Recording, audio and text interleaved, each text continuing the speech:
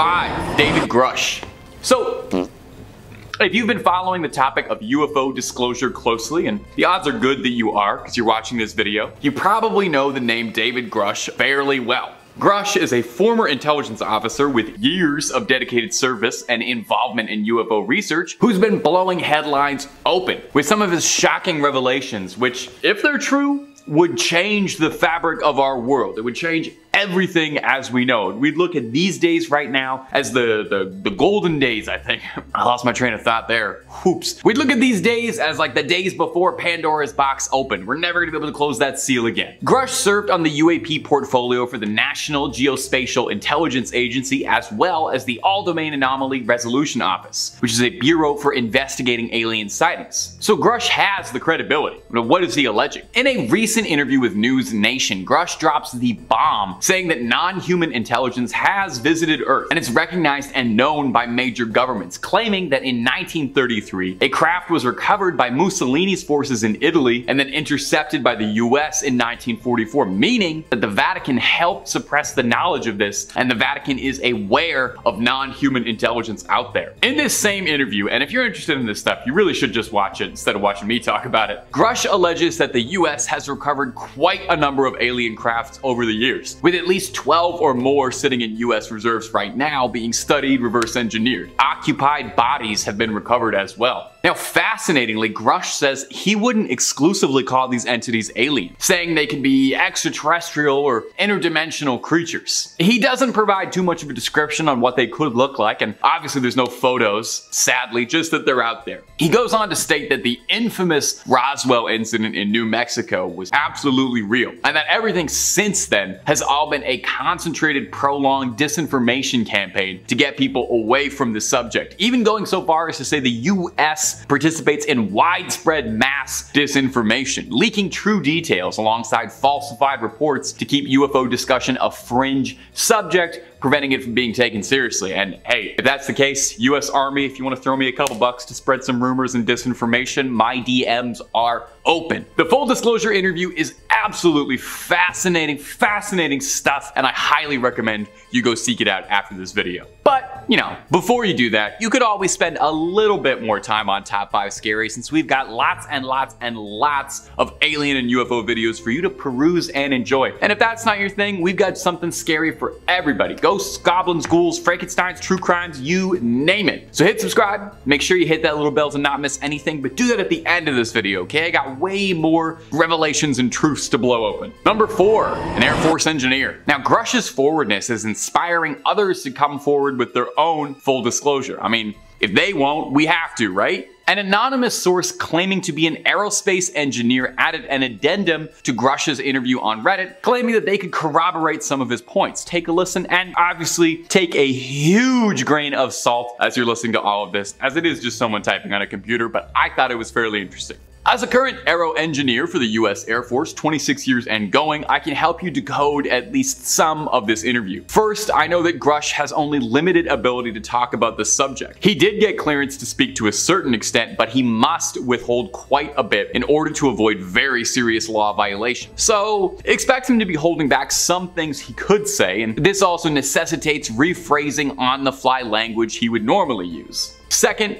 the retrieval program he talks about is real and is the most highly classified program in the US. The program is called Zodiac, and this may or may not come out to the public soon. Take this in when viewing the man's speech. He is trying to talk to us about the most highly classified project in the world. People have died, lost careers, lost family to the secret. So to say this is stressful to talk about would be an understatement. Should I be talking about this right now? Should I be talking about this? Am I gonna get the channel shut down? Third, when he shook his head talking about the spacecraft and aliens, because we don't really think this is what they are. But this term is in common use publicly and is as close as we can describe the phenomena to general public and be understood. These things, these UAP, are much more than spacecraft. They are trans-medium interdimensional craft to the best of our knowledge. And the alien aspect, this is just the easiest term we have because we don't really know for sure what they are, but this term is close. At present, we consider most of these beings to be advanced biological AI. Ooh. Lastly, I can tell you from my own experience while on duty, these are real. I can tell you this because I was present on 2 occasions. I wasn't read into this program, so I can only tell you I was there on 2 occasions, happenstance, and they're as real as the nose on your face. Well, as you can see on my face, my nose is pretty real, pretty here, all natural, no work done on that thing. So that means this guy's story is real too, and a fascinating story it is. Number 3, Stephen Greer's disclosure. Dr. Stephen Greer is a renowned ufologist and a former physician intent on waking the public up and achieving that full disclosure. Possibly inspired by the surge of whistleblowing in recent months, he held a press conference with several key witnesses and testimonies that he believed would provide adequate disclosure and get the truth out there. Now, the whole thing is available online, and assuming we take all of these things as fact and it's not a very well organized grift, the secrets revealed within are life-changing. Greer claims that many different civilizations of extraterrestrials have all visited Earth, okay? Not just one species or one civilization, but lots. Now, he reports that as of now, no non-human entities have displayed an outward hostility towards humans, which is nice. That's one less thing to worry about. Don't have to worry about the Covenant coming in anytime soon. Like Grush, Greer claims that the US has had access to non-human craft, and they've been studying the tech for breakthroughs in weapons, in cloaking, propulsion, energy technology. Now, this is the really fascinating part, is a claim that one reverse-engineered extraterrestrial technology is pre-programmed life forms, a sort of synthetic artificial life which are mistaken for aliens, described as biosynthetic AI, which sounds very similar to what the aerospace engineer was talking about in the last point. So maybe they share a Google Drive and they're getting ideas from each other, or maybe they're onto something. Another huge bombshell is allegations that within the US government, there's a shadowy clandestine group that was established in the 50s that operates free from the government's wishes, and they conceal alien tech and hoard it from the rest of the world to further their own goals. They're apparently very good at targeting and downing extraterrestrial vehicles and possess the tech and manpower to threaten security. Now, these are bold claims, but in this day and age, it's going pretty difficult to ascertain what's a bold claim and what's the truth actually leaking through the cracks. I mean, everybody's talking about biosynthetic AI aliens. Maybe biosynthetic AI aliens are out there. Number 2, Corporal John Wayant. Now, if y'all remember to the last part of this video, not the previous thing I just talked about, but the last 5 parts I talked about it. Part 1. We spoke of the testimony given by the Marine Michael Herrera, who claims that he saw paramilitary forces that seemed to be American loading weapons and munitions into an octagonal, non-human looking craft while he was deployed in Indonesia in 2009. Now, the story sounded outrageous, kind of like the plot of a video game, but also sounded extremely similar to an eyewitness account from another Marine years and years and years earlier in Peru. Now, you take a listen to the statement by Lance Corporal John Wayant. Lance Corporal Wayant had been a Marine since 1994, and in 1997 was deployed to Peru. Alerted to a possible friendly ship that had crashed at 3 a.m., he and a few other Marines drove out to the crash site in Humvees to investigate. After hours of searching through the brush, they found a gash in the land where it seemed as if something super hot had cut through the land, claiming that it looked as if a laser had gone through with surgical precision. And at the peak of the gash was this huge craft, non-human in nature, aerodynamic but organic, looking bumpy, notched, and alive, and dripping an unknown fluid. Most shockingly, he claims that inside the craft felt like he could experience something communicating with him telepathically, saying that they meant no harm and were peaceful in nature and needed assistance. Now, he claims shortly after this, helicopters and men in black military uniforms took him away and threatened him into silence, threatening his family and his livelihood if he didn't comply. Now, he sat on the story for years, only speaking out about it years after. It sounds very similar to the story presented by Herrera. Now, do you think this is fact or fiction? The video interview seems very genuine, and the story seems complicated and very detailed for a hoax. Hopefully we know the truth on this, or hey, maybe it's better not knowing. And number 1, footage from the Hudson River. And coming in at the number 1 spot today is going to be some shocking footage captured on an infrared security camera on the Hudson River on a marina. We've talked a lot about shadowy governments, secret retrieved alien crafts, decades spanning conspiracies, psyops, cover-ups, secret organizations, and I just thought we could all need a breather, you know? Something light, end the video something fluffy and fun, and it's about time I included one clip of a grainy, strange object darting across the sky that we can all argue about or speculate on wildly. It's the most fun part of UFO stuff. The clip is short, and sweet, and you get everything you need. You see a pretty clear view of a marina, and then bam, right in front of your eyes. Seems like somebody hit the FTL drive, is taken off to a new galaxy, right? 12 parsecs away. Like, what else could that be? Now, I always try to play fair with the skepticism. Some commenters aren't convinced that this is proof of mass relay-based travel in starships, with some saying that it's as simple as a security camera bugging out, and if you'll pardon the pun, catching a bug flying close by at a particularly high speed. Leaves a trail because the longer shutter speed being used by the camera at night, the object appears so brightly because it's illuminated by the infrared LEDs in the camera, which are designed to illuminate objects close to the camera at night, which all sounds very reasonable, but at the same time, now I don't know. Maybe it's just because I've been talking about aliens. Maybe it's because I watched the video slowed down a few times, but it really seems like it's something just blasting off, you know? Blasting off like Team Rocket. The object appears out of nowhere for a few frames, shoots off into the dark, and then vanishes. It doesn't seem like a bug is what I'm trying to get across. But maybe that's just because I want to believe, you know? We're getting closer and closer to it every day. It's only a matter of time now before you log on to YouTube and you see Top 5 Scary uploading top 5 coolest aliens I've talked to personally, and the thumbnail's gonna be me shaking hands with one. Look for it in the next couple weeks. Number 5, falling from the sky. Coming up first today is going to be this wild footage that was posted to TikTok quite recently. It might have flown under the radar, but now it's blowing up, and if you're into the supernatural and the unexplained, maybe you've seen it on your front page already in between videos of cats falling over. It was posted by user PMESASSO, and it showcases a truly bizarre encounter, and possibly a close encounter of the first kind. In this video, we can see something falling from the sky. Now, it's difficult to make out entirely what it is, but it looks more technological than not. It's not a bird. Looks a bit like it's a falling craft or a drone of some kind that's been shot down. Do you remember that week or two in February where every day a mysterious unknown craft would get shot down, and then the government would refuse to explain or comment on what would happen? Remember how that happened and now we've all just moved on from it? I'm still thinking about it. Anyway,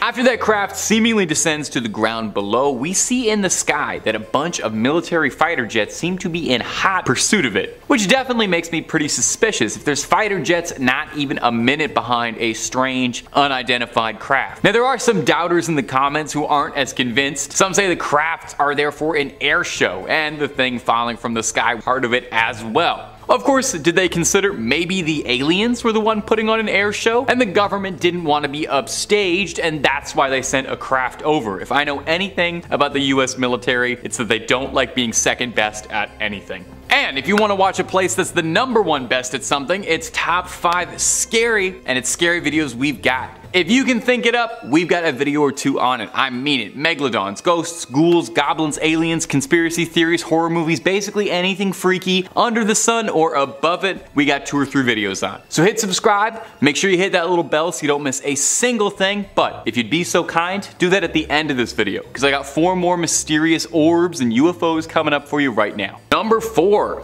Arizona's mysterious orb. Coming up next today on our list of strange sightings in the sky is this mysterious footage of an orb-like sphere bouncing around through the clouds. This clip was uploaded and posted to the UFO subreddit a few days ago, where it blew up almost immediately. Posted by user Amvion, and shout out UFO subreddit, making my job so much easier every day. The clip is a snippet from a local news station in Arizona reporting on a series of wildfires in San Bernardino, California. When the camera catches something a little hotter, as a pun, if you see what I did there, you can see a strange little orb floating around high above the forests. Now, it's very difficult to tell from here, but it looks to be moving at an incredibly fast speed, with seemingly no method of propulsion or exhaust trails to be found. It can even be going through the smoke at one point during the video, which would be catastrophic for most aerial craft, as this area would be far, far too hot to approach via helicopter. Now, a user in the comments added a little bit of additional insight too. It looks very far out from where anyone could be piloting a drone. Looks to be a few miles out in the brush. Any civilian would be heavily discouraged, if not outright prohibited, from flying a drone near a wildfire area, with a possible crash with a helicopter being disastrous. So it has to be something that wasn't supposed to be in that airspace, or maybe doesn't even know where it is. So it's hard to tell what's going on with this one. I'm not sure what any skeptical answers or rational answers could be beyond the usual catch-all of strange drone or weather balloon. The object doesn't move too erratically or non-humanly, so it doesn't seem like it itself is making the decisions. I'm really not sure what this could be, my friends, which means you know what time it is. You let me know down below what you think it might be. Or just tell me something nice about your day, you know, I don't know, something that made you smile today. Number 3, something from the sky. Coming up next today at our number 3 spot is going to be this short, sweet, mysterious clip posted to us on the most reputable source of information on the internet, TikTok, by a user going by the name of Brian Daniel. Gosh, people have the weirdest names on the internet these days. Brian Daniel, what does that even mean? In this short clip, Daniel claims that near his home, something fell from the sky onto the ground below, glowing a searing bright blue, ethereally brighter than anything he'd seen before. Commenters said they'd seen the same thing in Florida where the uploader lived. News reported that it was a meteor, but Daniel claims that it goes much deeper than that. He claims that the next day he tracked the crash site of the meteor and discovered what seemed to be a government operation cleaning the possible crash site, filming some feds standing around with their thumbs in their pockets on the beach. From there, Daniel claims that a mysterious man in a suit was on his front lawn filming his house and him when he got home, and he didn't look like he was from the housing authority. Eerie. For what purpose? We don't know. Now, as fantastical as this video is, I'm always more than a little weary to believe something from TikTok just because the app is very, very easy for anyone to edit content with, and this video is literally 3 disconnected shots clipped together. I know I'm a man on the internet telling you to believe things, but I think you should always be incredibly rational and skeptical and take everything with a grain of salt, and there's nothing to suggest that these 3 things were even taken by the same camera. Now, the meteor in Florida is real. That happened on April 13th, 2021, so jot that down, that did happen. But the thing that's really holding me back about this clip, and the reason I find it more skeptical than I believe it, is because the mysterious agent at the end of the video is wearing a suit that doesn't quite fit him. I thought they were the men in black, not the men in the dress for less at Ross's summer collection. Bet you didn't know I could go there. Number 2, what's on the moon? And coming in next today is going to be this incredibly weird clip posted to TikTok recently by a user going by the name of Larry Liu. Now, this is one of the stranger supernatural UFO clips I've seen in a few minutes. You'll see why in a few seconds. You'll definitely want to see this. In this strange clip, we can see something filming something bizarre that seems to be orbiting the moon. We can see some unknown objects flying around our moon, getting a little too close for comfort. That's our moon. Is that our own technology? Are these man-made satellites, or are these scouts, drones, or something else not of this world? Now, before we really put our tinfoil hats on and get wild with the speculating, we need to talk about the zoom in and the quality on this camera. I am inclined to believe that this guy works for NASA because he seems to have the James Webb telescope in his back pocket. I have watched innumerable, countless UFO clips for work, and I have literally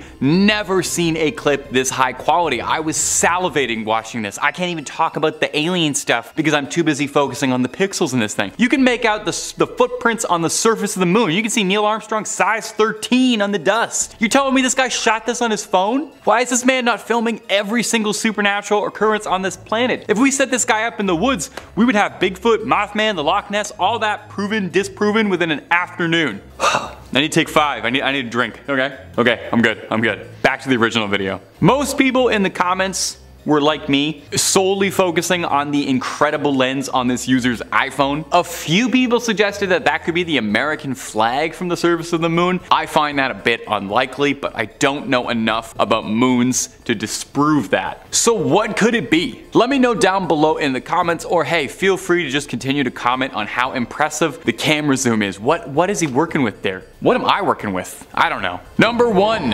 crop circles. I didn't need to say it like that. Coming up last on our list of UFO sightings we just can't wrap our noggins around is this footage that was taken in 1989. Now, I know the title says 2023, but if you really squint, 1989, 2023, I don't know, they look exactly the same to me. It might be a vintage, but that just means the high strangeness has been aged to perfection. Don't dismiss it till you get your eyes on it. It looks like an excerpt of a documentary about aliens and UFOs of some kind, sort of like what you're watching now, now, but bet the guy hosting this isn't even half as charming. In the video, clear as day, we can see two strange, small, metallic spheres racing around a farmstead, glowing bright against the shroud of the night sky. They seem diligently at work, creating an intricate pattern below in the fields. Some sort of circle in the crop, an almost crop circle, if you will. I feel like crop circles kind of fell out of vogue in alien culture, which is a shame. I think they're very cool and fun. They always make me think of the underrated M. Night picture, Signs. I know some people hate that movie, but I thought otherwise. Anyway, I guess our parents were much more frightened by flattened designs and bits of grain and cereal, and we just don't feel the same way. But I, for one, want to bring it back. I want to bring crop circle culture back. Now, this clip is pretty remarkable. Some say it almost looks too good, and there's been a raging debate in the UFO and alien community as to whether or not this was a real clip or a very well engineered hoax for darn near 30 years now. Detractors argue that it's CGI, while believers state that the CGI would be too advanced for the time. I mean, most CGI around this era looked like Reboot,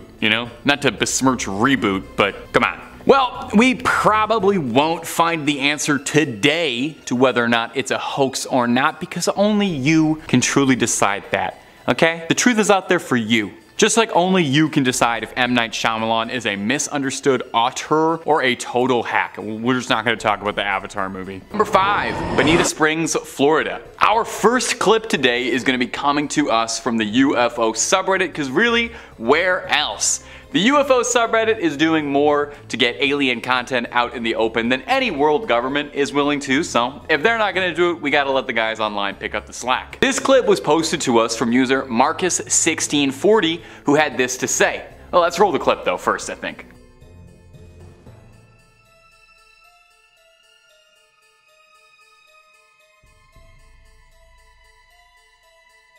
I was working in my garage, which is about 100 feet west of this camera location, doing the things you do to keep the wife happy. The sky's clear, and out the corner of my eyes, I see this bright ball getting bigger and bigger. It was really bright and then faded away fast. It wasn't a meteor, and I checked planes live, nothing was close. I'm in Florida, so this stuff is pretty common, but this was weird, and no noise. Now in the clip it can be a bit hard to see, so I'll guide you through this, definitely as well because it isn't black and white, which does take away some of it. But we see a bright light up in the sky that comes into frame, hovers around a little bit, it kind of seems like it's scoping out the situation, and then flies out of frame after, I guess, it decides there's nothing happening. Now OP said that the ball of light when he saw it come into frame was this shining, radiant orange, impressively bright in the night sky. Obviously, that doesn't translate super well, so we have to use our imagination just a little bit, you know? Close your eyes and imagine it's bright and orange. Wow, what a lovely shade you used. Now, some speculation in the comment section of Reddit had people wondering if possibly this could be something like space debris burning up on re-entry, or a satellite reflecting the sunlight down to Earth for but a second. Pretty difficult to tell from here, but that's the way it goes with the paranormal sometimes. Nothing can ever be so easy, and would we really want it to be? I think we should have to fight for it just a little bit. Fight to get the truth out there. And as usual, my friends, if you're looking for more UFO sightings and content, I have a pretty good idea of where you can find more of it. We've got 8 parts worth of UFO sightings from 2023 alone. If you haven't clicked on through yet, you gotta catch up. And if UFO videos aren't your jam and you clicked on this out of accident, we've got loads more scary content for you, ranging from the macabre and mysterious to the outright horrific and hard to believe. Click on through and find something to scream at, and subscribe and help us out. Mean a lot from old Tay. Number 4, the Netherlands. Our next sighting is gonna come to us from the Netherlands. Seems even aliens can't resist hitting up Amsterdam. Let's roll the clip first to get your eyes on it, and then we're gonna take a quick listen to the description posted by its witness, who's remained anonymous. Just before 6 p.m. in front of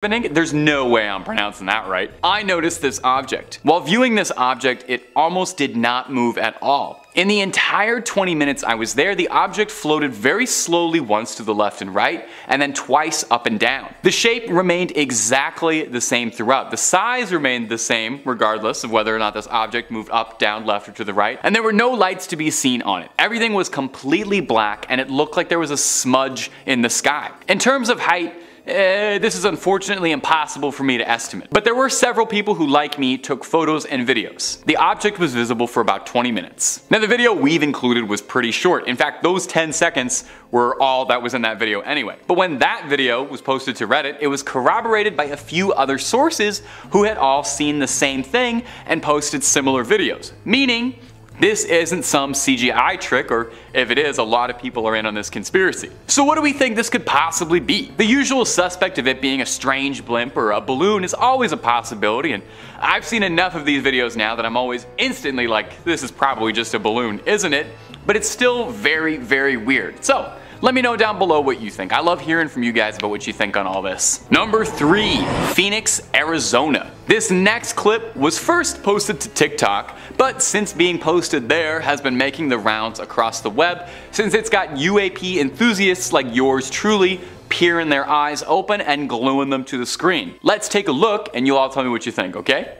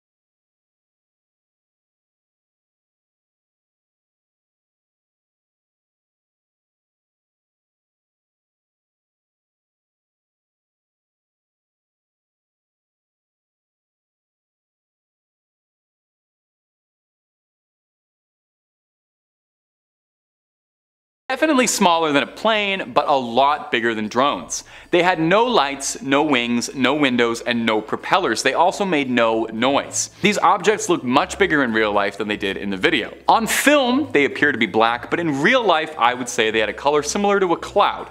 Not quite white, but not quite gray either. They looked to be spheroid or tic-tac shaped, and they looked solid and metallic. They seemed like they had smoke coming out of them sometimes, but it was hard to know if that was just them moving through the clouds, causing an effect that looked like smoke. In terms of height, they were flying about twice the height of a typical city building, definitely lower than a plane would have. Also, may I just say, as someone who watches a lot of UFO clips, to be able to find one that is clear as day, filmed on a high quality camera, recorded for a good amount of time, and also had a lot of context provided, put this thing in a museum. That is 1 in a billion. I don't even care if these things aren't aliens. Those three qualities are more exciting than aliens to me. Now, when this clip was posted to Reddit, there were a few people speculating that these could be balloons, despite the original poster pointing out that they thought the things were emanating smoke, so it's, no pun intended, a bit up in the air what these things might be. We get reports of cuboid or tic-tac-like UFOs a lot in this video series,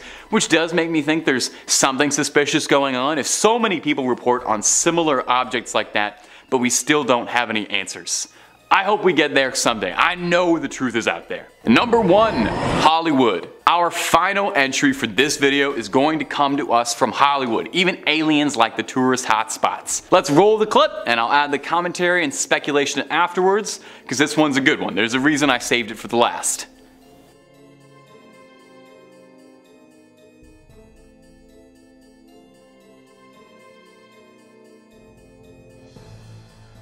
Now, the original poster and uploader stated, "We noticed this huge object in the sky just sitting there by the Hard Rock Casino in Hollywood, Florida." Whoa, whoa, whoa, whoa, stop the track, stop the video.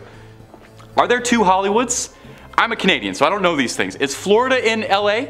You guys have to fix that for me. Okay, moving back. Anyway, the object blurred itself out when we started recording it. It was huge. It didn't do much, but it just sort of sat there and blurred itself out. I have tried to Google to find out what it was, but I'm coming up with nothing. It was my husband, my 2 kids, and I who witnessed this together. Now, I gotta admit, this is one of the most compelling bits of UFO evidence I have seen in a minute.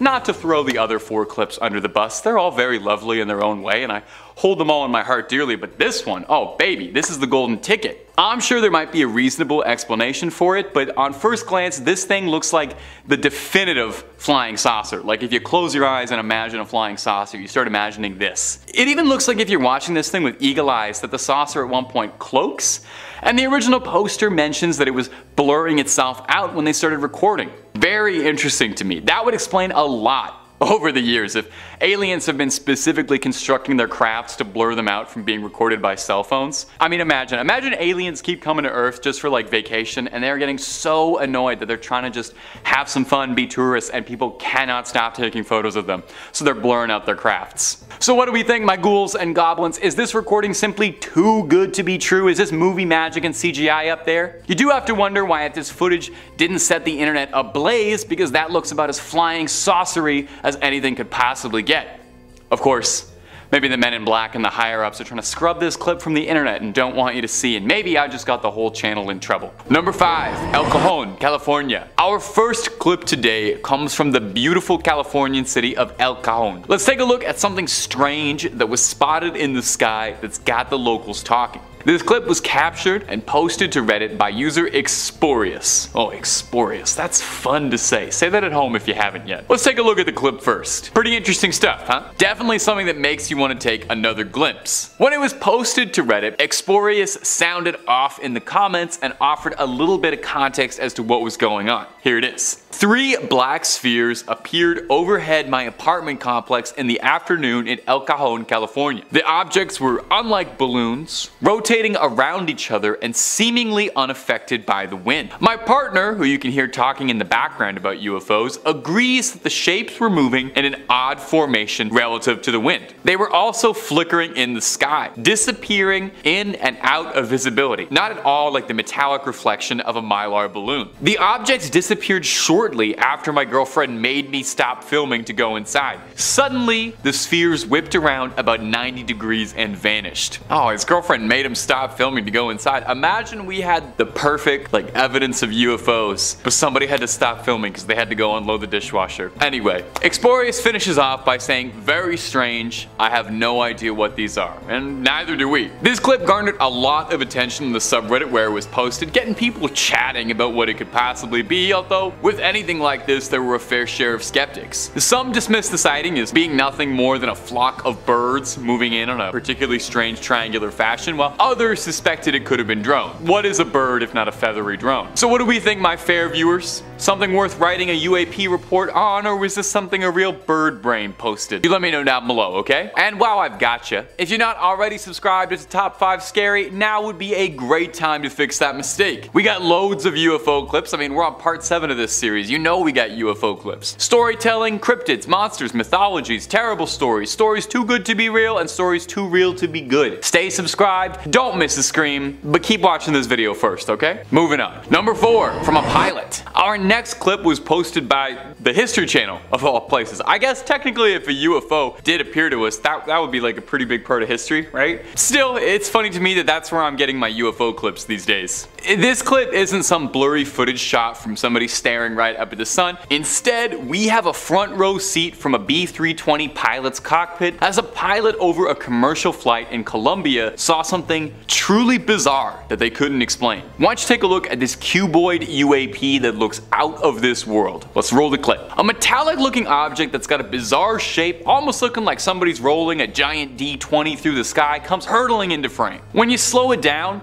it does look a lot like a flying cube, so if you were worried about the Borg coming to assimilate us, this might just be that proof confirming that. Now, in the excerpt from the History Channel clip, they theorized that what this could be a probe or a drone of some type for an alien civilization sending out a first wave of scouts before the rest of the party gets here, and this strange object could be one of those drones, trying to sneak on by but being caught on camera. Now, not everyone is as convinced as our friends of the History Channel. More than a few viewers have thought that what that could have been caught in the sky here is nothing more than a balloon, and some strange angles are making it look a lot more alien and cuboid than it really is. So what do we think? Scouts from another civilization coming in to suss out the situation? Or is this clip posted by people who are just full of hot air? I'm getting punny today. Number 3, Arizona. Our next sighting comes to us again from our favorite friend for strange clips of flying objects. You know it and I know it. It's the UFO subreddit. Seeing as how we're on part 7, I think I owe the moderators and users of the UFO subreddit a top 5 Congressional Medal of Honor. There you go. Anyway, this next clip posted by user Giancarlo the Great showcases a UAP caught on camera in Phoenix, Arizona that's got everybody sounding off. Let's roll the clip and see if you can stay silent watching this. Now, it's hard not to see what the original poster was talking about because I'm pretty sure you saw the flashing lights floating eerily in the sky like a beacon. What's kind of funny is that the same day, from the same location, Phoenix, Arizona, another user on Reddit unintentionally recorded another angle of the exact same sighting, or at the very least the same object on a similar trajectory. And in that clip, we can see it pulsating a bit. It looks a little more circular from here. In fact, several commenters across both of these videos commented that they all saw this in Phoenix. So, it's possible that this sighting is bigger than we think, or that there's just not much going on in Phoenix, Arizona. No offense, I've never been, I'm sure it's lovely. I'm not sure which is more likely or which scares me more. Now, I've got to admit, this one's got me raising my eyebrows just a little bit because I can't quite figure it out just yet. Some users on Reddit suggested that they thought what this could be is something being dragged in the sky, with some users suggesting that it looked like something was tethered and this could be a custom drone or a nighttime kite, which, side note, was not something I knew anyone did, but I've since learned is kind of a hobby. I'm now wondering how many years of UFO footage has all just been kites with like LED straps attached to the back of them, because I'm starting to suspect it was most of them. So what do we think? Aliens? Kites?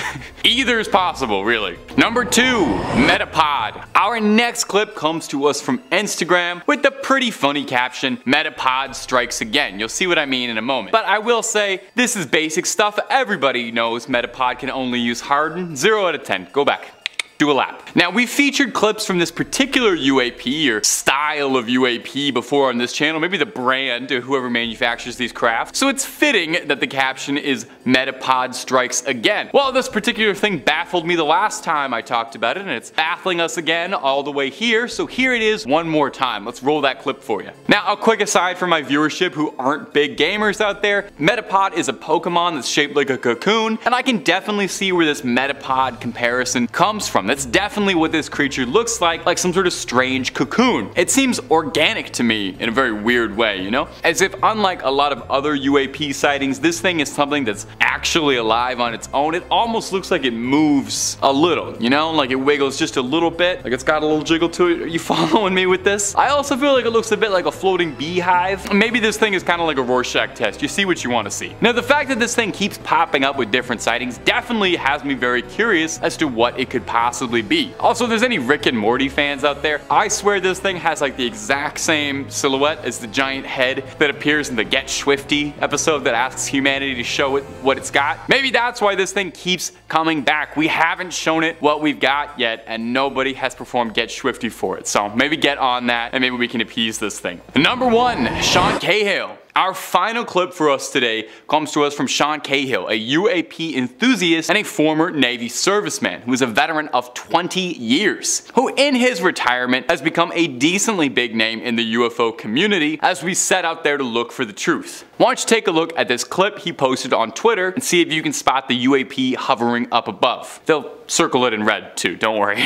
Now we get a beautiful look at a mountain range, looks like a Windows XP background, and something very strange floating slowly moving across the horizon. Something flat looking like a disc, looking like a real classic flying saucer looking thing straight out of the movies. Now, at first glance, it's definitely got my attention because it's not often you get UAP clips that are this broad in daylight and this clear in view. I'm used to somebody shaking it around like they put their phone in the drying machine. Now, as always with stuff like this, I like to call attention to the more skeptical side of things because I think that gives us an air of credibility. More than a few people on Reddit suggested that this really could be something as uninteresting as just a plane moving slowly through the horizon, and looking at something like a short takeoff and landing private plane, it definitely seems like it would be very easy to make that mistake, but I personally want to believe that a 20-year Navy vet would know what a civilian plane would look like. So as always, my ghouls and goblins, I'm tossing this one over to you. My gang in the comments, what do we think? Could this be an alien presence caught on camera, or is this just a plain hoax? Plain, like plain, that's a little pun for you. That one's just for the scholars. You're gonna get that on the car ride home. In 5th place, we have the lights above the New Jersey Turnpike. On July 14th of 2001, drivers on the New Jersey Turnpike stopped on the highway just 15 minutes after midnight, where they marveled at the sight of strange orange and yellow lights in a V formation over the Arthur Kill waterway between Staten Island, New York and Carteret, New Jersey. Carteret Police Department's Lieutenant Daniel Tarrant was one of the witnesses, as well as other metro area residents from the Throgs Neck Bridge on Long Island and Fort Lee, New Jersey, near the George Washington Bridge. Air traffic controllers initially denied that any airplanes, military jets, or space flights could have caused the mysterious lights. A national weather meteorologist could find nothing in the weather to also explain those lights.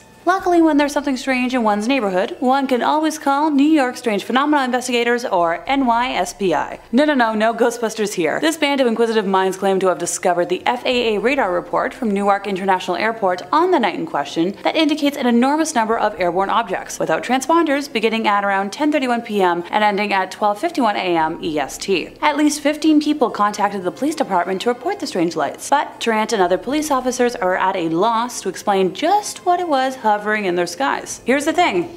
It's been 22 years since that incident now, and if there weren't any military folks in the air and so many witnesses saw this, I'm leaning towards an other on this. In 4th place, we have the Alder UFO Sighting. On April 23rd of 2007, Ray Bauer, a 50-year-old pilot with 18 years flying experience, reported seeing a cigar-shaped brilliant white light in the sky. Now, he first thought that it was reflected light from greenhouses on the nearby island of Guernsey, before realizing it was a stationary object, approximately the size of a Boeing 737, at an altitude of around 2,000 feet and at a distance of roughly 40 miles. Bauer said that he approached the light and looked at it through his binoculars. He also said he saw a second object moving in formation with the first set of light, later stating it was around closer to the island of Guernsey. He said the UFO was clearly visual for approximately 9 minutes. After landing in Alderney, Bauer made an official report to the Civil Aviation Authority, labeling the incident as a near miss. He then flew the return leg of his flight to Southampton, but did not see the objects again. By the 25th of April of 2007, the British Ministry of Defence had stated that it would not investigate the reported sighting. Approximately a week after that sighting, the MOD stated the incident had taken place in French airspace, and so it was outside their responsibility. 2 weeks after that, the MOD released information connected with the report, including a statement from a second pilot. The report of the sighting published by the MOD reads in its entirety. First object was bright orange-yellow, there was a gap in light or darker area. Second object was identical. Several passengers on his aircraft had noticed the light, one of whom described it as sunlight colored. In 2021, he said it was a very sharply defined, solid, bright yellow-gold object with a couple of black bands on the side that were kind of shimmering. 2 passengers reported seeing the light to the Evening Standard, one of them describing it as an orange light, kind of like an elongated oval. Patrick Patterson, a pilot from the Channel Islands airline Blue Island,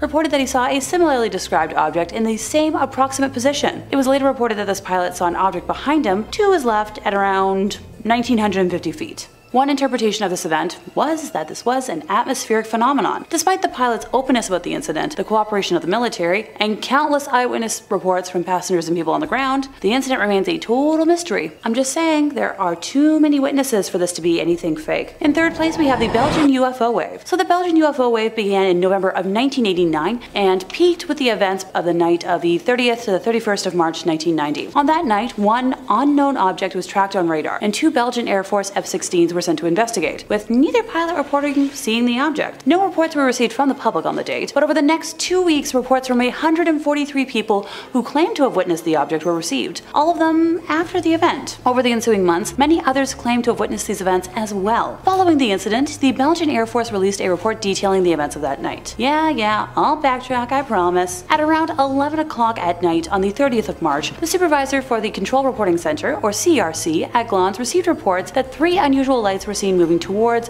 Thorenby-Gembloux, which lies to the southeast of Brussels. Glans CRC requested that the Waiver Gendarmerie send a patrol to confirm the sightings. Approximately 10 minutes later, some reports stated that a second set of lights were seen, moving towards the first triangle. Traffic Center Control tracked one object only on its radar, and an order to scramble 2 F-16 fighters from Beauvais Air Base was given. Throughout this time, in reports after the event, some people claimed that the phenomenon was visible from the ground, describing the whole formation as maintaining their relative positions while moving slowly across the sky. And over the next hour, the 2 scrambled F-16s attempted 9 separate interceptions of the target. On 3 occasions, they managed to obtain a radar lock for a few seconds, but these were later shown to be radar locks on each other. After around 12:30 in the morning, radar contact became much more sporadic, and the final confirmed lock took place at around 40 minutes. After midnight. Following several further unconfirmed contacts, the F-16s eventually returned to the base shortly after 1 a.m.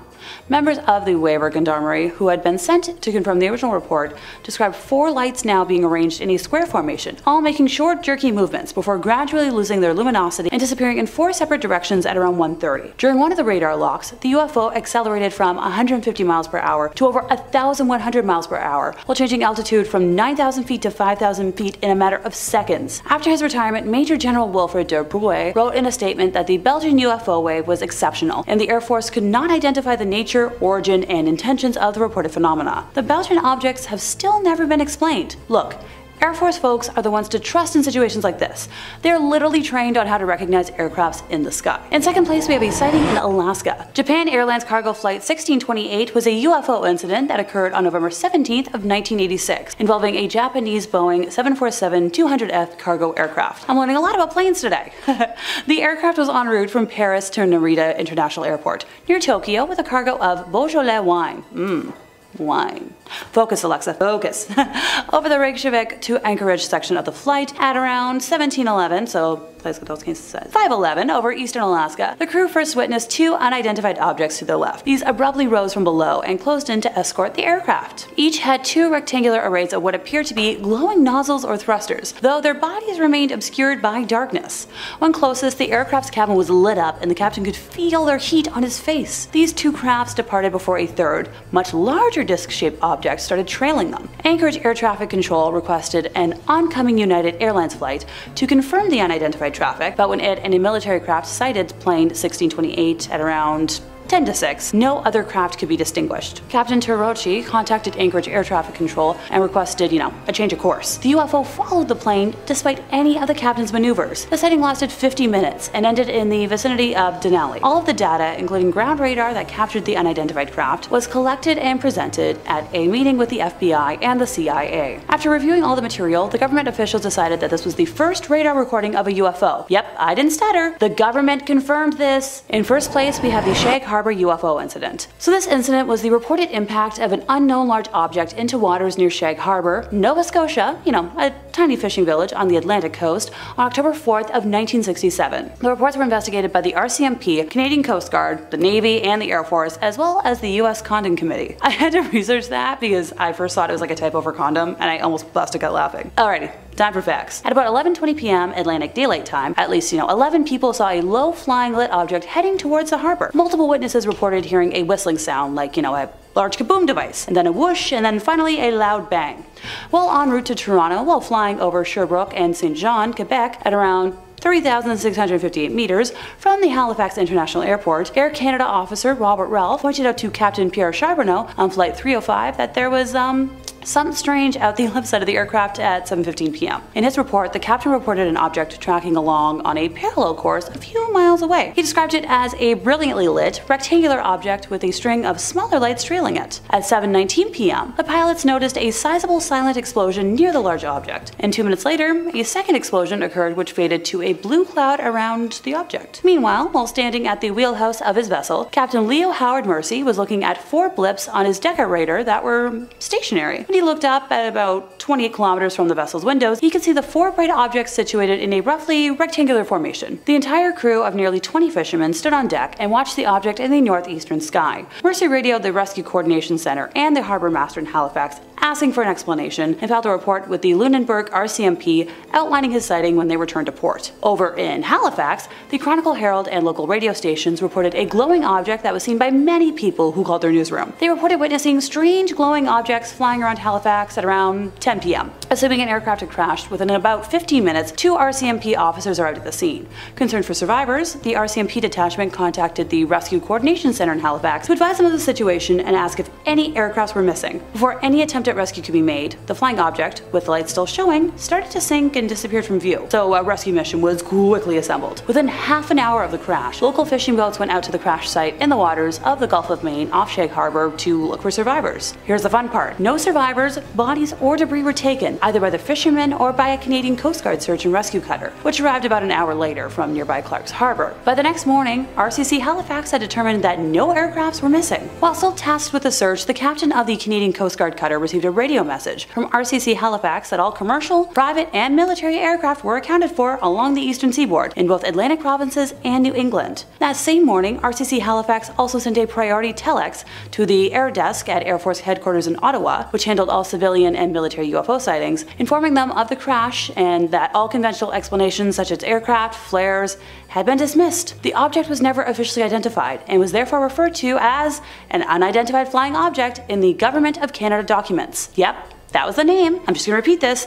The Government of Canada officially confirmed it as a UFO. 2 days after the incident had been observed, a detachment of Navy divers from Fleet Diving Unit Atlantic was assembled, and for the next 3 days, they combed the seafloor of the Gulf of Maine off Shag Harbor looking for an object. The final report said no trace of an object was found. Just saying. Fascinating that no one found anything, and that the government confirmed it was a UFO. So take that, skeptics. Number 5. The Boys' School Sighting. Our first story comes to us from a teacher at a boys' school in India who took some of his young students stargazing one fateful night when they saw something unexpected flying through the sky. As he put it, "My name is Kanan. I'm a teacher at a boys' school in the village of Mayapura, West Bengal. Last week, I saw something that was what you would call a UFO. It was about 8 p.m. I was sitting outside under the stars with some of the boys. I looked up and saw this very bright blue light overhead. It started from there and it was moving very fast. Then, when it came directly overhead, it seemed to slow down and then stop. It had a tail at the back that started small and became bigger, and very clearly there was a solid object in front of that. It was not at all like a star or a satellite, and it was not very high. I was already staring at it when one boy said, 'What is that, Pradhu?' And then the other boy said, 'What is that? What is that?' We all got up and were looking at it. There were 6 of us, 5 boys boys and me. My wife was in the kitchen cooking something, and she came out too because we were all shouting. So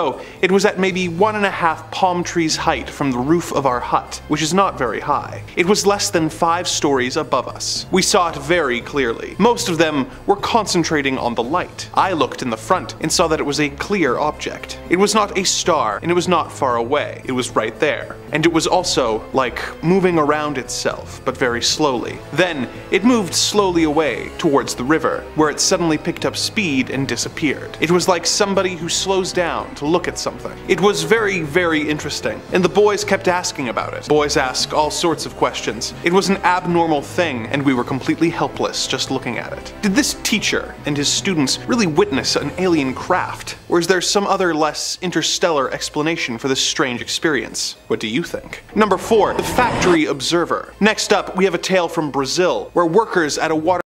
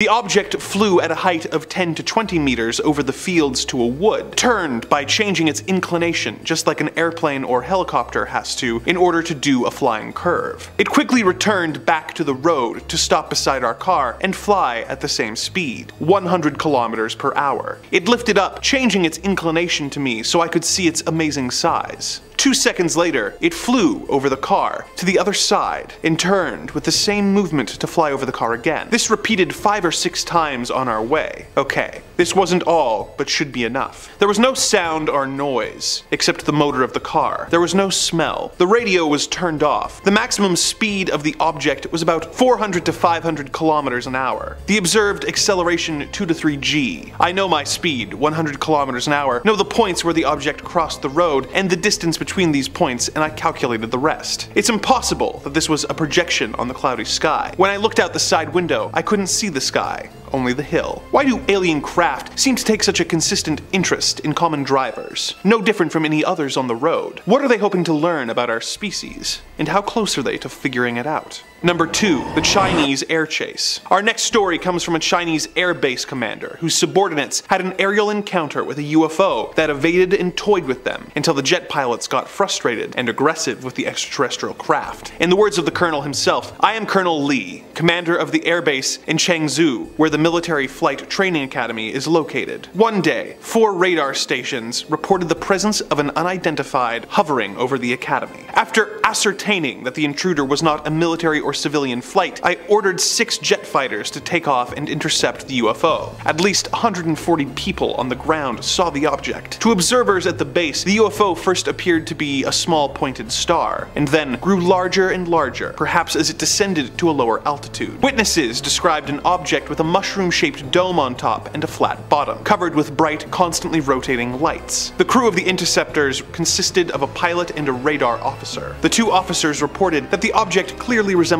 descriptions they had seen in foreign science fiction films. When they got within 4,000 meters of the UFO over King County, it abruptly shot upwards, easily evading subsequent attempts to get closer. The flight crew reported that it appeared to be toying with the plane by repeatedly outdistancing it and then reappearing right over it. The pilot requested permission to fire on the UFO with the plane's automatic 20mm cannon. I denied this permission to shoot and told him to continue to pursue and observe the object. The pilot broke off pursuit at an altitude of 12,000 meters when the plane began running low on fuel. The UFO then apparently disappeared before I could order additional planes to be sent to the area. Why was this alien craft toying with the Chinese military? Was it simply a cosmic prank, or an assessment of the country's combat capabilities in preparation for a potential invasion? Let us hope it doesn't come to that. Number 1. The Polish ambulance chaser. Next on our list is a story from a Polish doctor who was in an ambulance aiding a pregnant woman on her way to the hospital when the ambulance had a close encounter that came a little too close for comfort. As the doctor related the story in his statement, "I am Dr. B. Plasek. In February,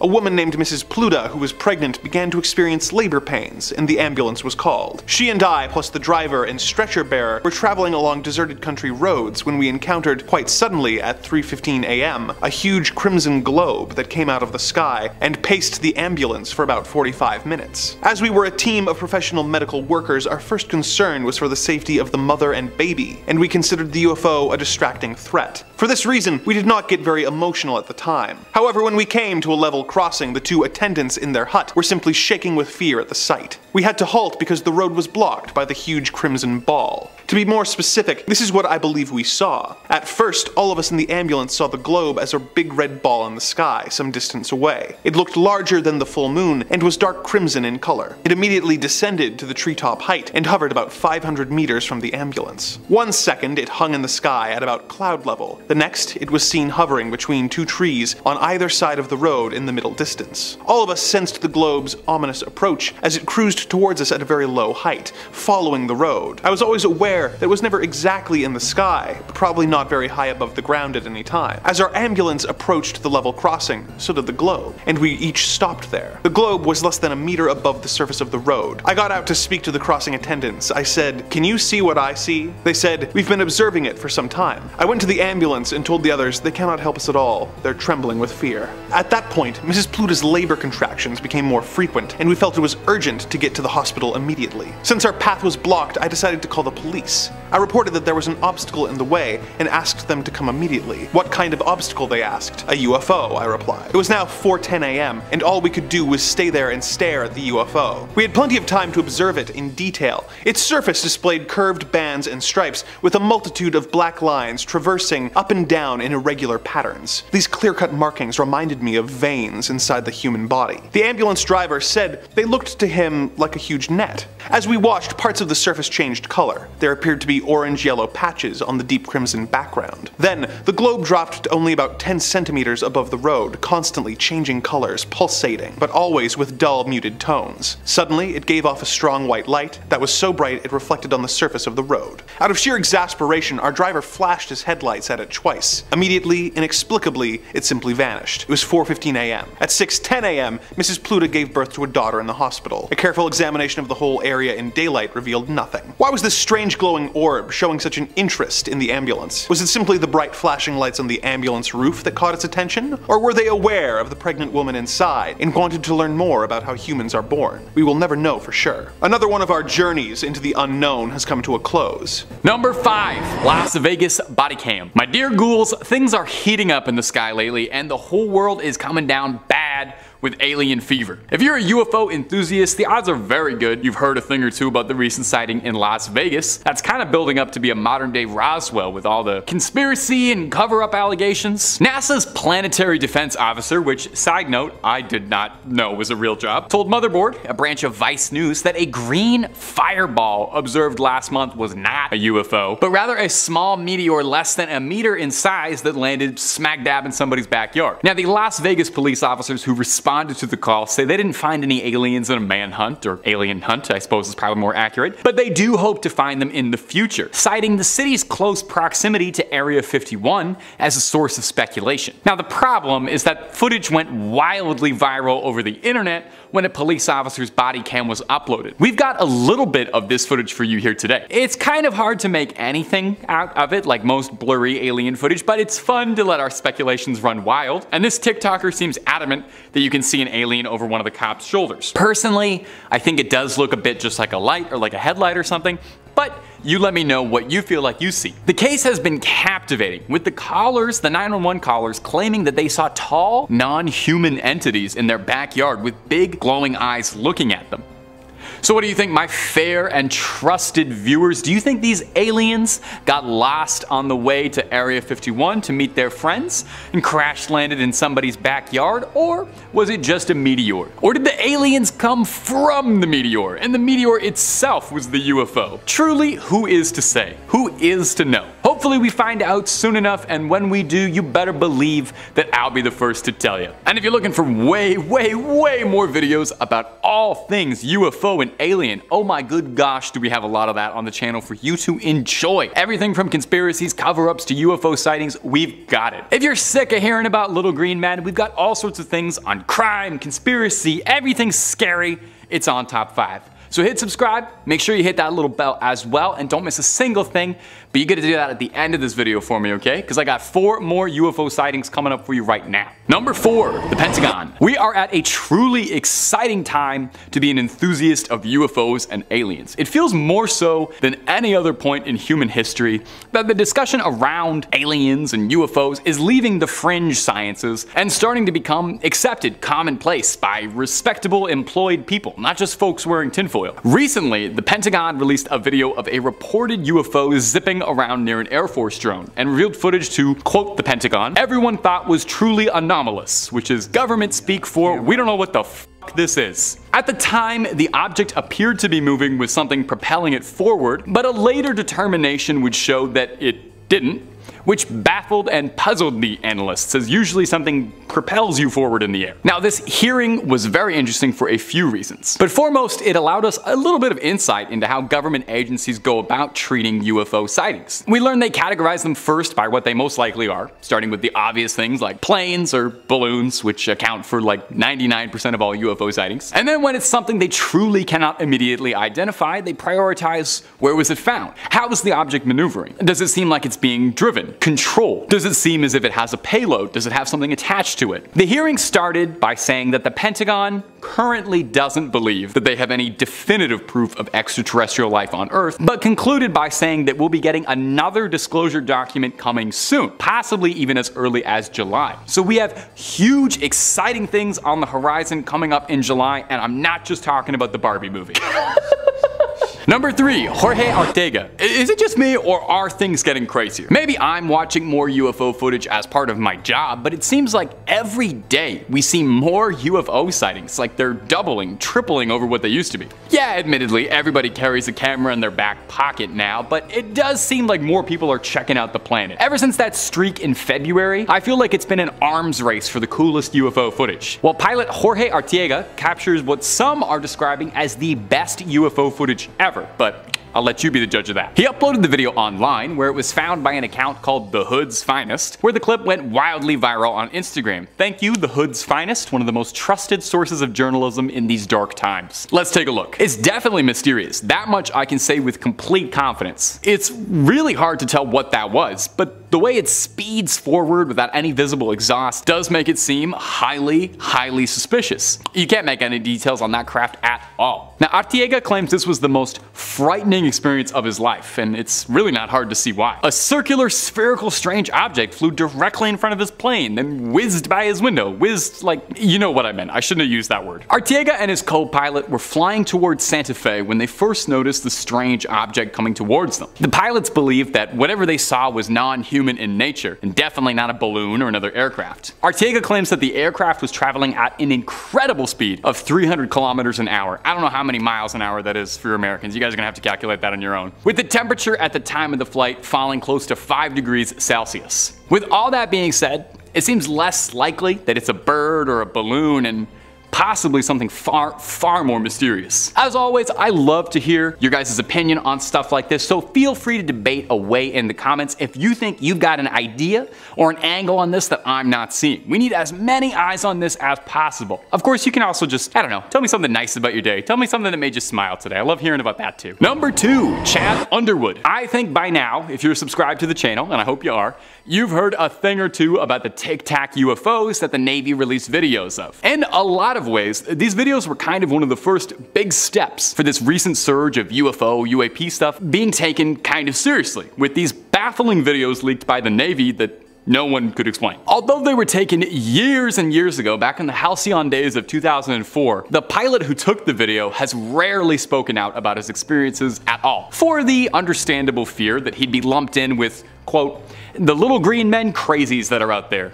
Well, I'm one of them, Chad Underwood, and I'm ready to believe you. Oh, Chad Underwood, that's the guy who filmed it. I don't know if I said that before. The story of the Tic Tac UFO began on November 10th, 2004, when radio operator Kevin Day reported seeing something odd and slow flying around the San Diego coast. It was moving approximately 140 miles an hour at a height of nearly 30,000 feet, so definitely not like any bird that I've ever heard of, and probably unlikely to be balloons. Commander David Fravor of the Black Aces identified the 40-foot-long white oblong-esque object hovering and exhibiting no exhaust, propulsion, but seemingly darting itself forward at impossible velocities. It was Chad Underwood's footage that got shared and went viral. Via infrared camera pods mounted on the plane, we get sightings of these mysterious Tic Tacs in action. And I wish I had something different to tell you for the end of this point, something a bit more dramatic and exciting, but nearly a decade later, and we are still absolutely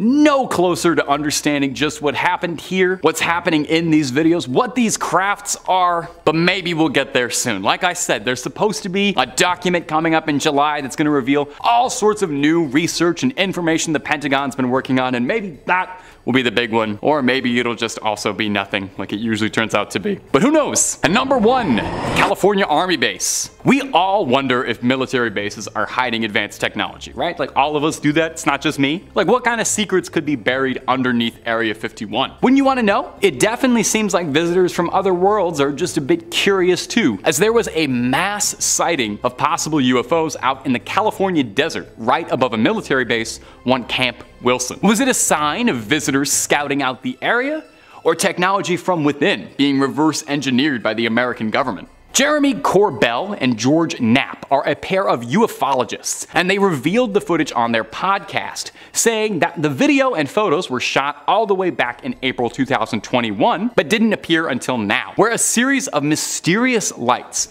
manifested above the base for 9 minutes, prompting the Marines to launch a significant air and ground response. You know, just in case this turned out to be like an Independence Day kind of sitch. The Marines fired flares at the UFO, and the craft disappeared just before the flares could illuminate what they were. Classic, that's just like every single UFO story, you know, right before the good part. The hosts of the podcast go on to say that there was no media coverage whatsoever of the incident. I mean, I don't really remember anybody talking about this in April 2021, but I also don't remember April 2021, so I'm not a trusted source. But since then, nothing really has come out about it. They got the tip from someone at the base, from a person who was pretty high up. they quote. The tip was that there was more to this story that was being led on. Now, some viewers, some astute alien fans have pointed out a noticeable similarity between this incident and the Phoenix Light event in 1997, where a series of strange lights hovered over the city of Phoenix, witnessed by multiple people in the city, but unknown to everyone and to this day, unsolved. So what happened here? Just one more mystery we'll never get an answer to? I'm not sure. Number 5, Kansas City. Our first video today is going to be this clip posted to Reddit from user "Oh wow, much fun you guys," which coincidentally is exactly how I feel making these videos for you. It was appropriately titled "Weird Flying Object on Security," which is very good. I like when a title doesn't leave room for guesswork. Let's roll the clip.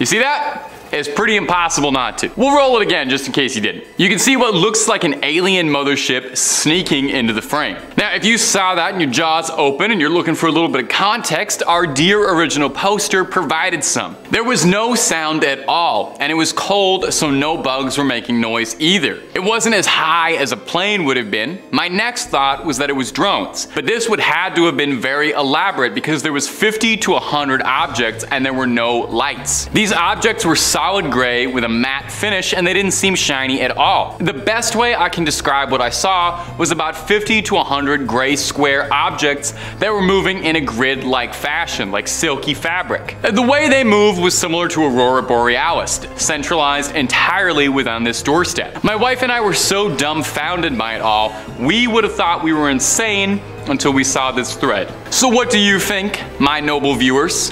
Is our fair cameraman insane in the membrane, or are the rest of us insane for not seeing the truth? Hey, you let us know down below in that sweet comment box. And if you're looking for more stories about UFO sightings, I have a pretty good feeling I can know where you can find 7 more parts worth of it. And if space stuff isn't your jam, why don't you click on through, because we got something scary for just about any topic you can think of, and then some.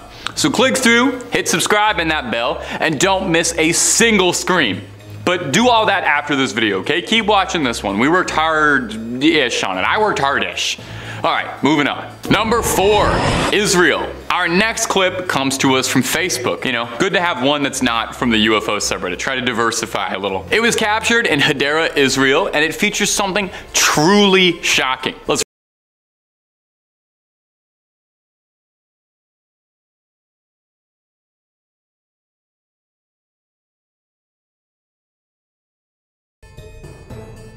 You see it? It was kind of hard not to. Up in the sky, we could see something that does not look like it came from this world, even remotely.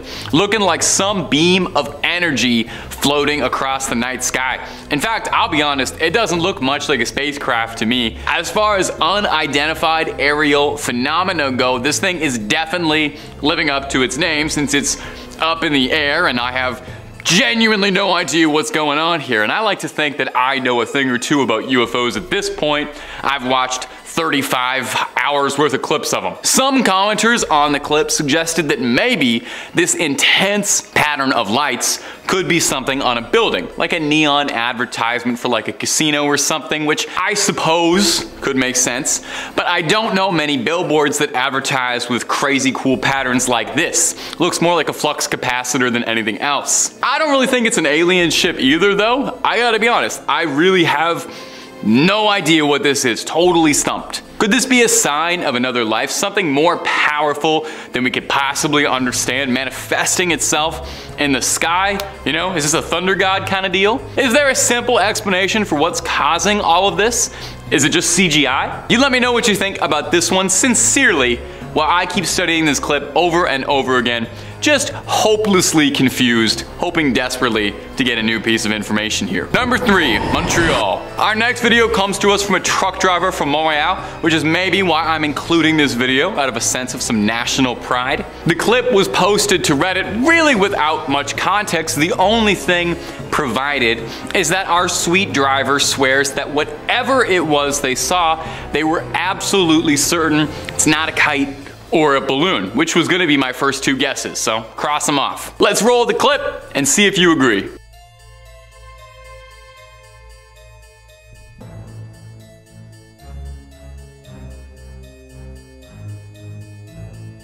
Pretty weird, right? You saw it, right? We can play it again if you didn't, but I hope you did. Take a real good look up in the clouds to make out that strange gray oblong just floating along. Whatever is following this driver as he makes his route is definitely weird. It's got no flashing lights or no quick dashes to hyperspeed, but it's not really got the silhouette of an aerial vehicle. It doesn't look like a plane or a drone or anything. At first glance, it does make some sense why you might think it's a balloon. Definitely a lot of people on Reddit thought it might have been a balloon. There were also several Redditors who, when the clip was posted, argued that this was a border patrol blimp, which I had never seen one before. So if you're seeing one for the first time as well, let me introduce one of the silliest shapes we've ever put inside the sky. What did I just call it? A border patrol blimp? Ridiculous looking thing. So what do we think out there, my top 5 scary gang? Is this clip full of hot air? Or could this be a sign of some unknown visitors in the sky telling us that we should keep on trucking? Our next clip, number 2. Rome. Our next clip comes to us from Reddit as well. It's a very short clip, but hey, sometimes the short ones are the best ones, you know? Keep it short and sweet and all that. Let's let the clip do the talking here, and let's roll that clip. We liking this? We liking the roll thing?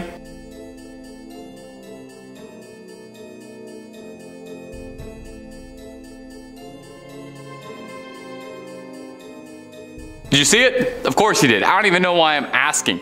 This one is clear as day. There's nothing else in the sky except for the flashing alien lights that are distracting your eyes from looking at anything else. These lights are definitely intimidating, you know? It kind of looks like the Predator is out there watching and hunting this train.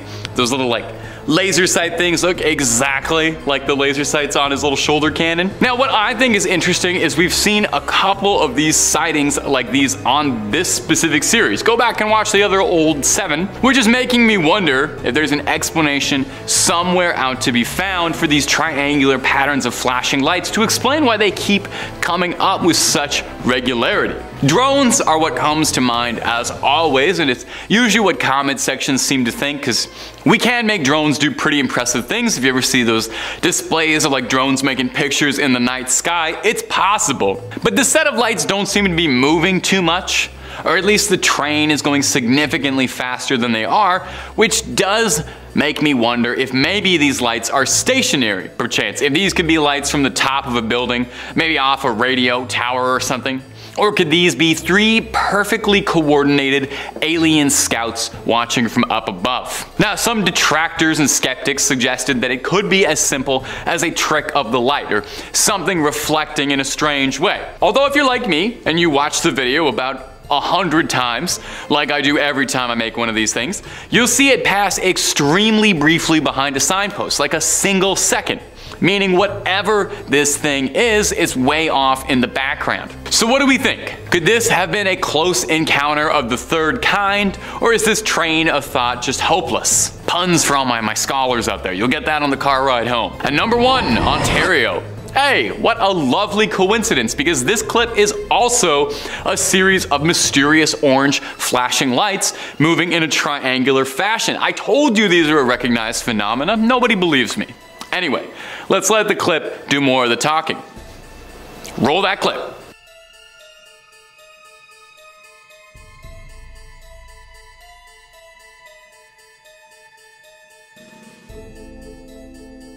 Did you see it? Those flashing lights shooting across the night sky like they were on a mission? Looks like an incredibly similar thing to the sighting from the previous video. I promise you I didn't arrange it like this intentionally. That just happened. Movie magic. I did some digging between now and the last point I just spoke about, and in the last 30 seconds, I've come to understand there's a popular conspiracy theory regarding a secret alleged Black Ops stealth aircraft called the Manta Ray TR-3, a hypothetical triangular aircraft that some UAP enthusiasts believe to be tied to several reportings of triangular UFOs like the one you saw in these last 2 videos. Now, it would make sense, and it's definitely something I want to be cognizant about when I'm making UAP content, is probably, if we're being honest, more likely, if anything, strange stuff we see up in the sky could be advanced government technology more than it would be little gray men passing through the clouds. In fact, the CIA themselves believe that over 50% of reports of all unidentified aerial phenomena throughout the 50s and 60s were merely people sighting the U-2 spy plane while it was being tested and believing that that's what they were looking at. But you know, if you're watching part 8 of this series and you're still believing what the CIA tells you, I can't help you. But is that what's happening here? Are we just seeing spy crafts up above? It does beg the small question, why would a spy craft whose aim is to literally fly under the radar unnoticed have glowing lights giving away its presence? But I don't know. I don't design secret spy planes. I just talk. Number 5. Alien gate crashers. Our first story comes from a man in Zimbabwe who was asleep one night when he woke up to see an alien craft that seemingly had no trouble passing through solid objects. This is his recollection of the event. My name is Johan Reitman, and I farm near Feathersdorp, 150 kilometers from Harar. I am 31 years old. On the 5th of February, I woke up from a bad dream just after midnight, when I heard a car go past. I got up and looked out of the bedroom window, which faces the front of the farm. I watched as 2 cars passed each other, a strange sight, as there are usually few vehicles to be seen, and none at night. One car pulled into my gate, and I thought immediately, oh no, those guys are coming to pinch my new engine on the borehole. I rubbed my eyes and face to make sure I wasn't still asleep. I looked at the car again. It was long and wide, and made a low humming sound. I could see lights at the back, a row of red lights, and a front light which shone high enough to illuminate the treetops. This car or object stopped at my gate for a good 30 seconds and then drove on as if the gate had been opened, and that was it. It was gone. I took my torch, my rifle, 4 farm workers, and my dogs, and we went out to the gate. Despite the fact that it had just rained, there were no tire tracks or human tracks on the road. As we approached the gate, I could feel heat coming up from the surface of the road, a really oppressive heat radiating from the ground. Even my ears felt flushed with heat, and my workers and I were soaked with perspiration. It was about 12:30 by then, so when we found nothing further, we all went back home. It was only the following morning that it occurred to me that when we reached the gate, it was closed. This meant that the car had disappeared through a closed gate because they had been watching it when it disappeared, and the gate hadn't moved. The next day, I sent one of the farm workers to fetch some sheep who were lost in the bush, and on his way back, he said he saw an object straddling the road. By the time he reached the spot, it was gone, but strangely enough, the sheep would not walk over to the area where the object had been. Instead, they divided around it. Number 4, a UFO crash in Greece. Our next report comes from Georg and Panteloas, who interviewed the witnesses of a UFO crash in Megas Platanos in Greece. The following is quoted directly from his report. At 0300 hours that night, shepherds and some villagers observed a small group of 5 to 6 UFOs approaching the area from the north. One of them had an unstable flight and seemed to be having a problem. Strange lights came out of the UFO's fuselage, but without any noise. As an eyewitness, Shepherd Trantos Karatranos told me suddenly the treble UFO lost altitude and crashed to the ground at a distance of about 500 meters away from him. He didn't hear any noise, but a fire started burning the bushes. Trantos was very afraid to get closer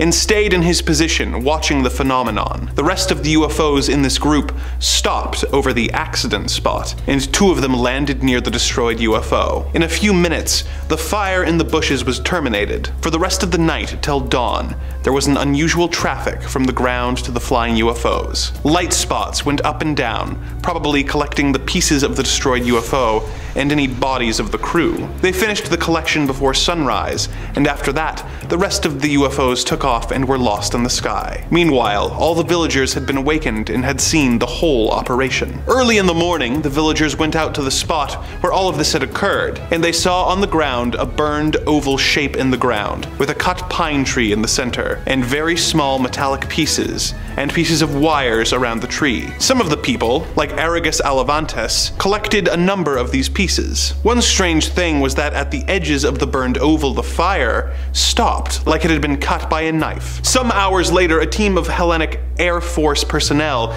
came into the area and told the villagers that this was nothing serious. Maybe a Soviet satellite crashed or a plane. They took some pieces of the UFO too and left the area. Argyris sent a piece of the UFO to the Space Research Institute in Brussels. That's the story. If you think that we need more information, we can get more, because I have a very good relationship with the people in the village of Megas Plantos. You see, they don't like to talk a lot about the story because they are afraid that someone will think they are crazy or something. Number 3, an unexpected police sighting. The next story on our list was related by a Lithuanian police chief whose officers witnessed strange UFO activity that resulted in him having to make the press rounds to reassure the people of his country. As he put it, "I am chief of police in Vilnius, Lithuania. Recently, I had to appear on the radio to explain that 2 policemen who had reported seeing something extraordinary were known to me to be reliable witnesses and were of sound and honest mind. There has been considerable public anxiety about this matter, arising from what I consider to be media hysteria about their official report. Earlier this year, the entire police force was put on alert. The 2 officers stated that they had observed a round shining object on the main route at around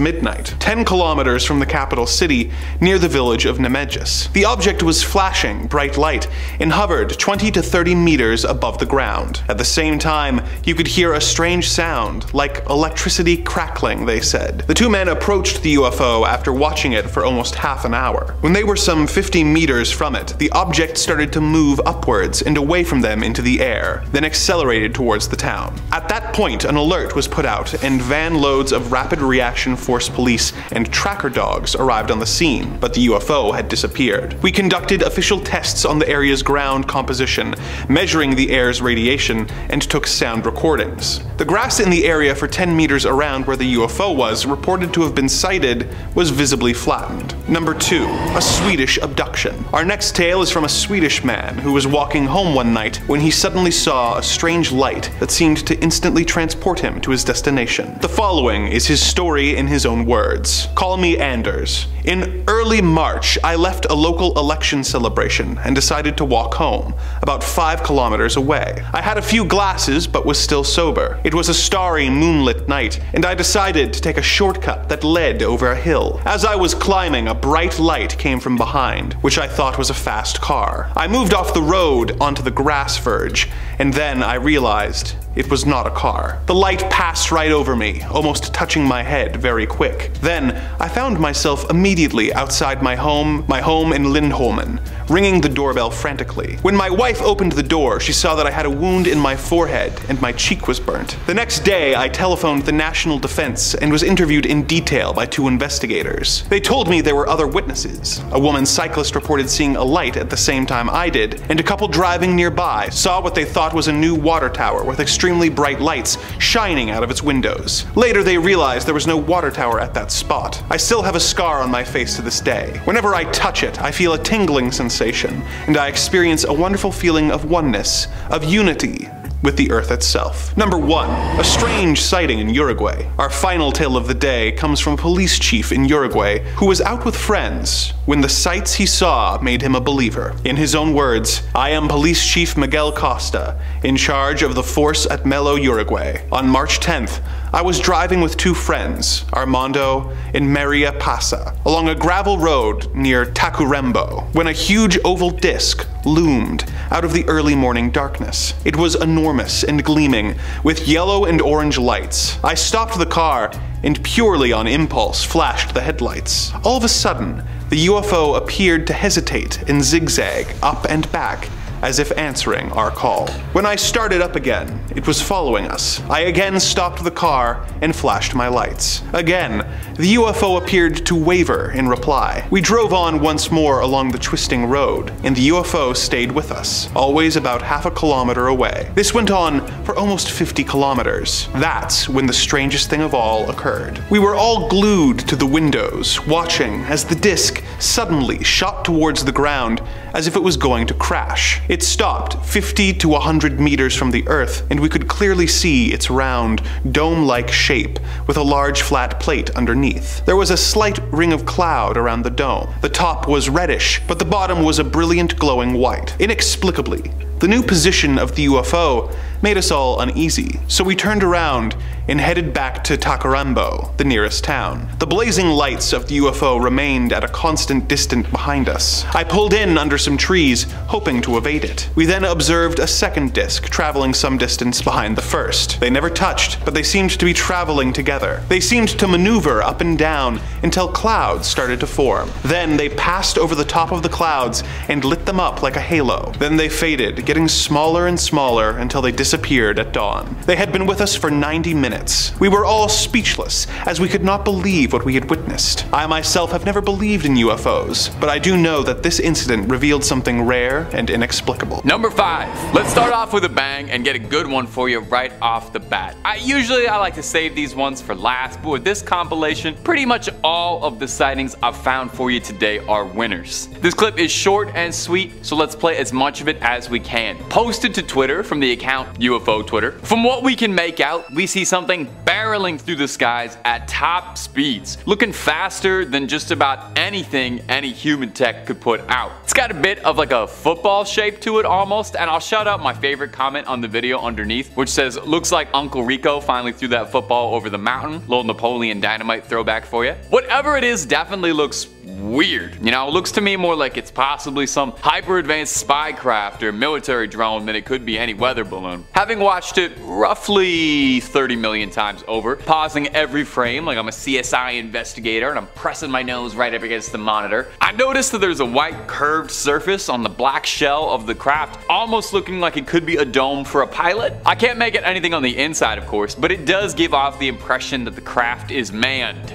or alien. I don't know what the correct verbiage is here. Something else I noticed in my freeze frame play-by-play of the video is that it almost looks as if the craft has some sort of writing on the back of it. You know, if it was just CGI, I doubt that someone would go to that length just to fool some folks on Twitter, but hey, never doubt the power of boredom and access to video editing software. So, folks back at home, what do we think about this one? Spy plane, some new advanced military technology, your run-of-the-mill balloon, or just some very, very convincing computer handiwork? And if you're looking for more UFO clips to squint at, well, Top 5 Scary has all of that and then some. Just in this one series of videos alone, I've collected 20 clips of UFOs, all from this year, that you should check out. And again, that's just this series alone. If this is your first time coming on in, welcome. You'll see we've got videos on cursed objects, ghosts, paranormal activities, cryptids, and honestly a whole lot more. Just about everything scary under the sun. There's a world of scares out there, so subscribe,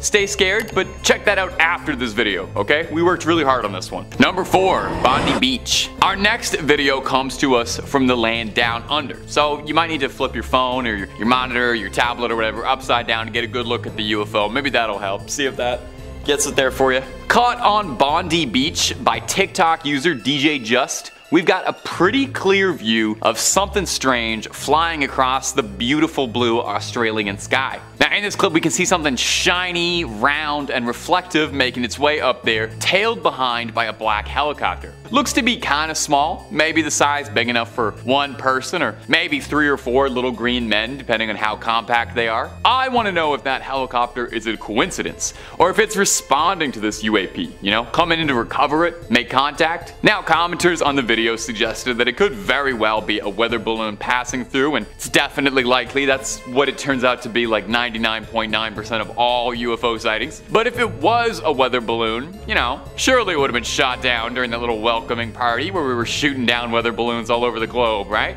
Kidding. Another commenter suggested kind of reasonably that it could be a plane because there is a military base fairly close by to Bondi Beach, which would make some sense. Might even explain that helicopter coming in near the end there. Unfortunately, this clip is a little more zoomed out than some of the other ones on here, so it's not the easiest to say what's going on here, but I kind of feel like that's half the fun with UFO clips, isn't it? You know, trying to figure out what's going on. It's like a little guessing game. Let's see what you all think down there. Is this aliens trying to touch down in Sydney? fake or just something perfectly reasonable? I know which one I would infinitely prefer it to be. It's the aliens, in case you were wondering. It's aliens. Number 3, Canada. I had to include this next clip. I just had to. Yes, it's a very cool clip, but mostly it was taken from my hometown. Mississauga, baby! No one famous has ever come from there, so there might be a halfway decent chance I could be Mississauga's biggest star as I spend my days endlessly watching the stars. Enough talk about the Greater Toronto Area's greatest borough.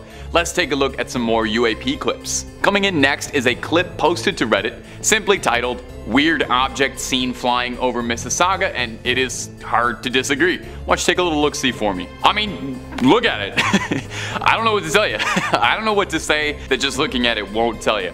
What on earth is going on here? What I love about this clip is that this one doesn't even remotely look like anything else I've seen in a minute. This doesn't look like a weather balloon or a flying saucer. I don't even know where you'd start describing this one, really. This one looks like it's a UFO Rorschach test, I think. You take a look at it and reveal some element of your personality. I kind of see a little spaceman, like a little Among Us guy, hovering around on a jetpack. The way it moves really gets me too. It seems erratic and alive, less like it's being controlled and more like something's fighting the controls here.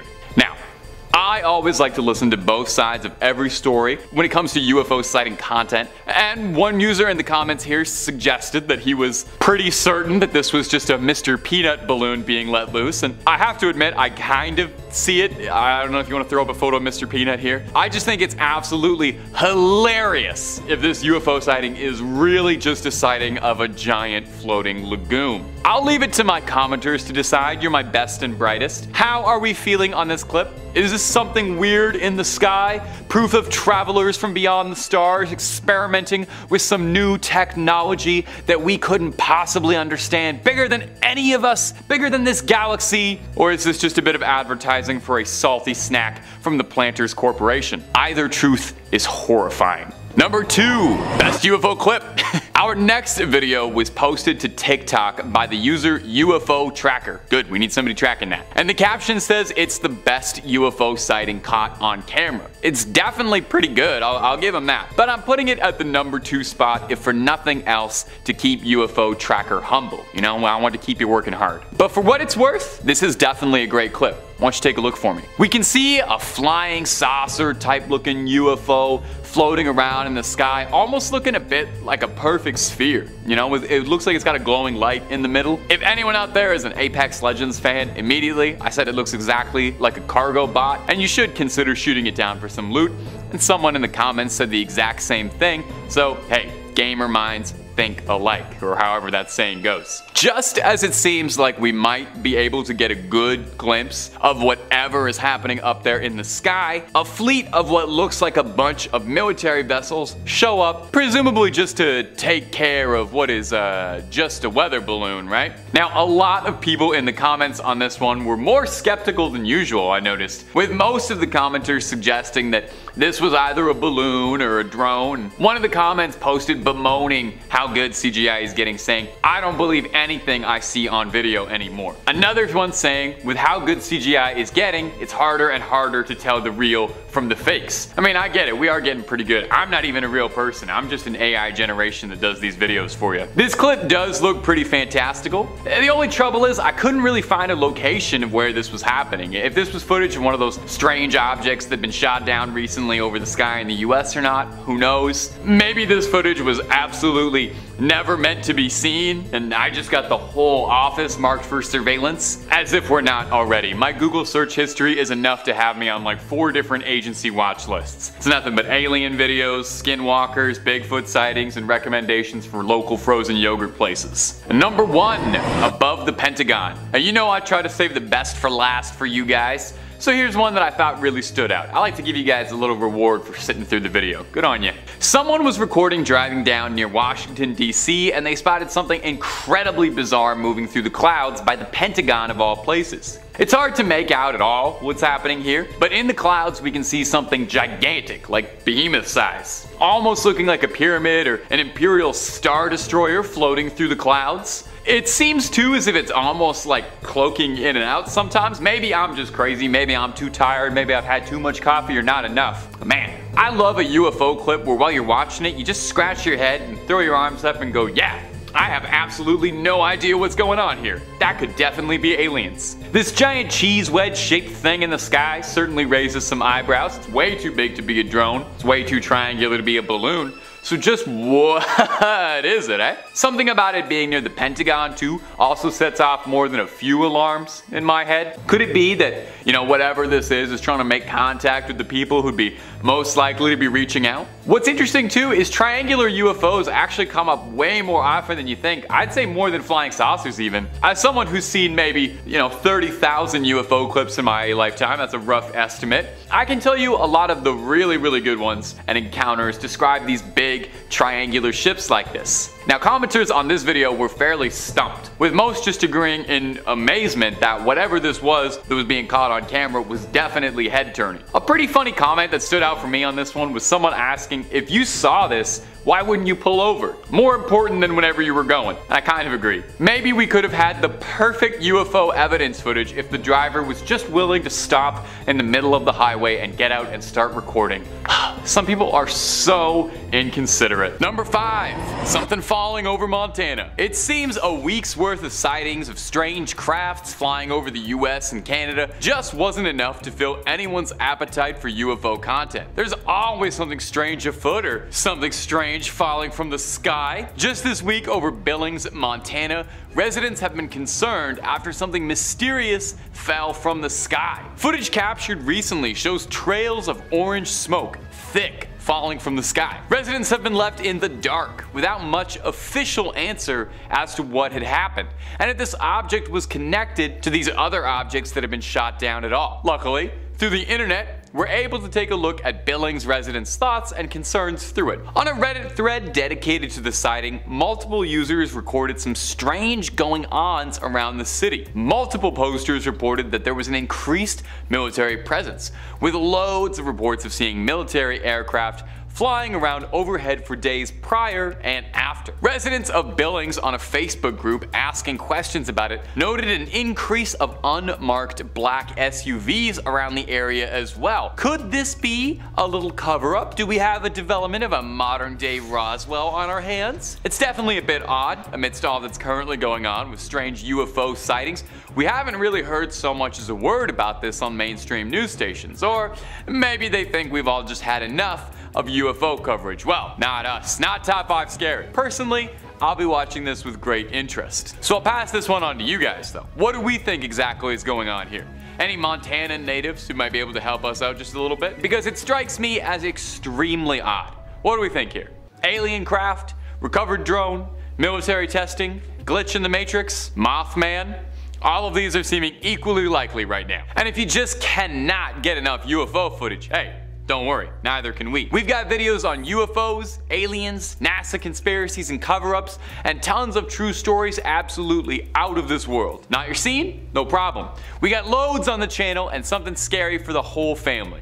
So take a look, subscribe, and stay scared. But stay watching this video because I got more UFOs for you. Number 4, floating beehive. Now our next clip's origins is a little bit disputed, and it's a bit of a mystery as to when and where exactly it was sighted. But what most people can agree on is just how bizarre this footage is. So why don't you take a look with me. This object has been alleged to have been spotted over Denver, but it's also been alleged to have been seen over Spain. Entirely possible it's been over both. This footage has been stabilized and cleaned up as much as possible to try and provide a clear look at whatever is floating around up there, and well, I have no idea whatsoever. It kind of looks like a floating beehive that almost seems like it's got a combustion inside of it. It looks like something is erupting in a flame. And maybe it's just me and my own tired eyes, but it almost looks like whatever this thing is twisting shape and contorting midair in a way that almost makes it seem organic. Now, what I like about this clip is how different whatever this thing is looks like compared to most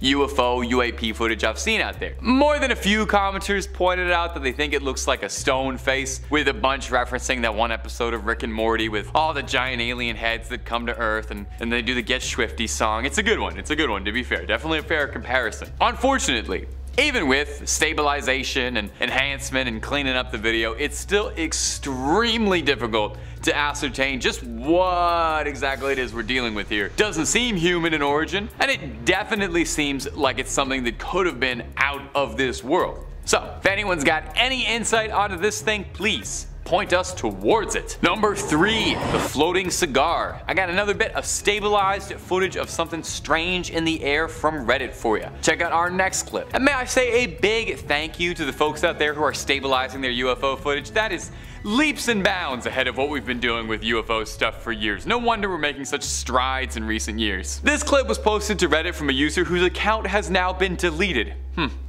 Deleted by choice or silenced. Maybe clear your browser history after watching this video, just to be safe. Hey, you should probably do that anyway. I'm not judging you, but you know, make sure. Anyway, let's get to the clip. Take a look. This is definitely one of the more bizarre UFO clips I've seen in a minute, and I spend literally all day in an office watching bizarre UFO clips, so I think that ought to count for something. When you think of a UFO, you kind of think of a flying saucer, cute little dome up top. Or maybe you think of like a cool sci-fi looking fighter jet, but I think very seldom do you think of a floating cylinder going through the air like this, sort of hovering in one spot menacingly. It looks like it's radiating lights, either with a seriously reflective surface, or it's producing them itself and kind of just vibing up there in the clouds. Worth noting is that across several reports of unexplained phenomena and mysterious crafts reported by Air Force and Navy pilots, one of the more repeated ones was strange cylindrical craft, and a comparison very frequently was made of a floating cigar. And whatever this is certainly does look like a floating cigar, enough to give me a bit of pause, but I also read hundreds upon hundreds of alien stories and watch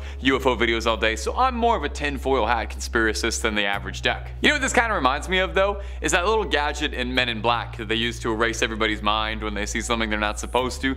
Looks a ton like that to me. Maybe that was the point of this thing. A mass amnesiac designed to quickly flash over the population and erase any recent memories of UFO and UAP spottings. That or it's just like a weird weather balloon. That's what it ends up being like 99.9% of the time. Number 2, floating triangle. Now our next clip is another one shared to Reddit, and hey, while I'm here, shout out to the UFO subreddit for making finding clips of alien crafts just so much easier than it was a few years ago. You gotta love the information age. Now, keep your eyes peeled for this next one coming up, because it is a serious doozy. I had to do a little bit of digging for this clip, put on my newsman fedora, try and get down to business, but from what I could turn up, this footage was captured somewhere soaring over Guatemala City. In the video, we can see what is a pretty clear triangle shape flying through the air with blinding bright lights casting down onto the surface. This clip to me has that feel of UFO footage, you know, the vibe. It looks a bit like something that could have come out of a movie, which does almost make me feel like maybe it's too good to be true. Of course, there's also the possibility that whatever I'm looking at right now is just a very advanced spy plane seen from down below and giving off a very unique silhouette. Like the cigar clip before it, black triangle UFOs are one of the more commonly reported descriptions of UFOs. In fact, even on the comments of this clip are several commenters stating that they've all seen similar things. Now, obviously, take that with a grain of salt, of course, because they're YouTube comments. No offense to my beloved YouTube commenters, you know I love you. But it does help paint the picture that whatever is happening has happened more than once. Now, my theory for this clip is I think this most likely is something military and advanced, and if I wanted to kind of get out there with my theorizing, which I do, it could potentially be something reverse engineered from recovered technology. Luis Elizondo, who I mention in these videos all the time, is a former US intelligence agent and a notable figure in the world of UFO discussions. And he's claimed multiple times that he knows that the US has reverse engineered craft from recovered UFO parts, and has insisted a few times that the craft in particular he is referring to is triangular in nature. Could this be what he's alluding to? Completely possible. Time will tell, of course. And number 1, Hawaii re-entry. I try to save the best clip for last, and I sure hope this doesn't disappoint. If that last one from Guatemala didn't have you convinced that there's tech out there we can't explain, why don't you try this on for size? This recently captured footage came to us from a Redditor, One Gold Breadfruit. Thank you. Take a look at this bizarre experience they caught pulling into Maui, Hawaii. If you're watching this on your phone, crank the brightness just for a few seconds and see if that helps out a bit. It almost seems like what we're looking at is something huge being rendered invisible by some cloaking technology, maybe on a loan from the Predator. What's throwing me most about this clip is just the size of whatever is being caught on camera here. Most UAP or UFO videos, it's pretty difficult to figure out how large something is when you're looking at a blurry dot in the sky, But here, it's almost like we're face to face with what looks like a massive craft. Some commenters have suggested that what you're looking at right now is a satellite re-entering the Earth's atmosphere, citing a particular event in 2008 as proof, though the footage is dated from 2020, so not entirely sure. Some other commenters argued that it didn't look like something re-entering the atmosphere, as there was no visible trails of any kind on the craft as it entered. I can't say too much about that. I am not a rocket scientist even remotely. Just look at me. I'm not giving off rocket scientist vibes. I'm a YouTuber and I'm a UFO enthusiast. If you have some insight, I am definitely all ears. But until then, I'll probably just be watching these clips over and over again, pausing frame by frame in a dark basement like I'm Agent Mulder sitting alone trying to get to the bottom of this. I just want to believe, darn it. In 5th place, we have the Hudson Valley UFO Wave. So between 1982 and 1986, around 5,000 eyewitnesses reported seeing V-shaped UFOs with multicolored lights flying near the Hudson Valley, just about an hour north of New York City. So the first sighting was made on New Year's Eve of 1982 by a retired police officer in Kent, New York, who originally thought that he was observing an airplane. And hey, it's New Year's Eve. Make of that what you will. When the craft passed above his home, he realized that it was moving far too slowly and quietly to actually be a plane. So while most of the eyewitnesses described a slow-moving V-shaped UFO, other reports said the object appeared to be circular and capable of moving at fantastic speeds or disappearing altogether. Dennis Sant, a husband and father of 5 who had worked in local government for 17 years, described it as a very large object made of very dark gray, metallic, and made no noise. The lights were iridescent, bright, and stood out in the sky, and they were 3-dimensional. It looked like a city of lights that hung in the sky. So Dennis and his family followed them until he was consumed by what he described as a feeling of fright. A few miles away, traffic screeched to a halt on Interstate 84 as a mysterious object hovered overhead. A police cruiser stopped in the middle of the road to radio in about this UFO. Ed Burns, a computer engineer and senior manager for IBM, was driving home on the Taconic Parkway and claimed that his radio was suddenly consumed by static. And when he leaned over to, adjust the dial, he saw the triangular ship. He said that the back had to be as large as a football field, and once again, there was no noise. On that same night, eyewitness reports indicated that the object was slowly moving north over the Hudson River Valley. 13 others saw it in Newcastle, and about 10 minutes later, Ed Burns and at least 20 motorists saw it near Millwood. 10 minutes after that, the phones began ringing off the hook in the police station at Yorktown, and didn't stop for hours. During another sighting, the UFO hovered about 30 feet above the Indian Point nuclear plant. The security supervisor was considering, kabooming the craft down before it disappeared from sight. A home video showing a light formation above Brewster, New York was taken on June 10th of 1984 by local resident Bob Pazzulli. The footage has since been looked at by a number of photographic experts who indicate that the movement of the object on the video seems to be one rigid object and not individual objects. Now, despite eyewitness reports and photographic evidence, the phenomenon was never properly explained. In 4th place, we have Roswell. Okay, look, whether you like it or not, Roswell is forever going to be associated with aliens and UFOs, and there's just so much that I wasn't going to leave it off the list. So former CIA agent Oscar Wayne Wolf claims he saw both living aliens, retrieved parts, and remains of alien ships throughout his career. So he made these claims about Area 51, claiming he caught a glimpse of an extraterrestrial spacecraft and a living alien. So once again, he saw a UFO. The 77-year-old man was speaking to UFO researcher Richard Dolan, but concerned about giving up his true identity at the time, went by the anonymous. After he made his claim, it was then shared at the Citizens Hearing on Disclosure held at the National Press Club in Washington in 2013. So the agent is understood to have used a fake name throughout his career in the CIA, so the chances of his real name having been used in the account were never super high. He claims he worked for the CIA between 1957 and 1960, where he spent time at a military base in southeast US where they analyzed physical evidence. Now, in 2013, he thought he was about to pass away pretty soon, so he came forward for one more conversation. Yep, that one I mentioned a moment ago. He claimed that he was taken into Area 51 to look at items allegedly found and retrieved by the US government. He claimed among them was, a flying saucer that crashed and landed in July of 1947 in Roswell, New Mexico. Gee, where have we heard that before? He stated there were live aliens there and that he was taken to the S4 facility. In his statement, he described seeing different saucer crafts in the facility, with the first place he visited holding the Roswell craft, and it was, kind of crashed up, but apparently every alien that was in it died except for a few. And it was really strange because it looked like really heavy aluminum foil. And hey, that matches up with every other description we've had. He claims he viewed the autopsy film, where the colonel on screen said, what we've got here is a gray alien that we're interviewing. This man had no idea he was going to see this film, and he claims that the alien didn't look human as far as the skin tone and the overall shape of it, and the size of its head compared with a normal human. Oh, and after all this, he was obviously warned by the CIA to zip it. Look, we can all admit, something landed in Roswell.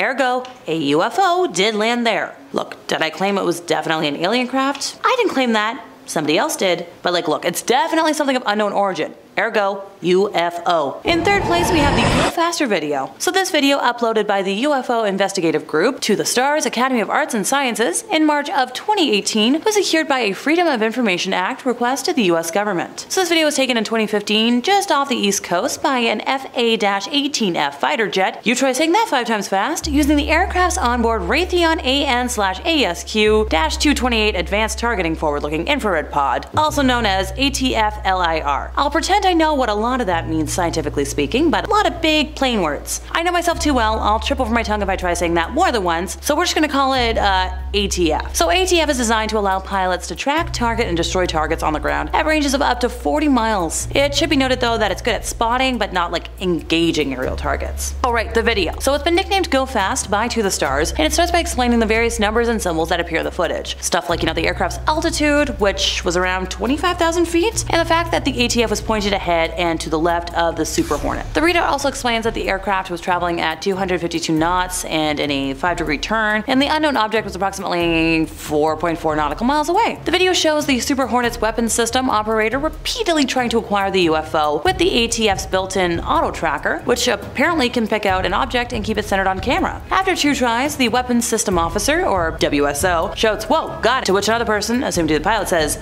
"Woohoo, whoa, what the bleep is that thing?" the pilot asks. The WSO later says, "Oh my gosh, dude," to which the pilot replies, "Whoa, what is that, man?" Now I know, this is where you skeptics start asking, but Alexa, how is this unknown object different from weird government aircrafts we don't know about? Well, alright.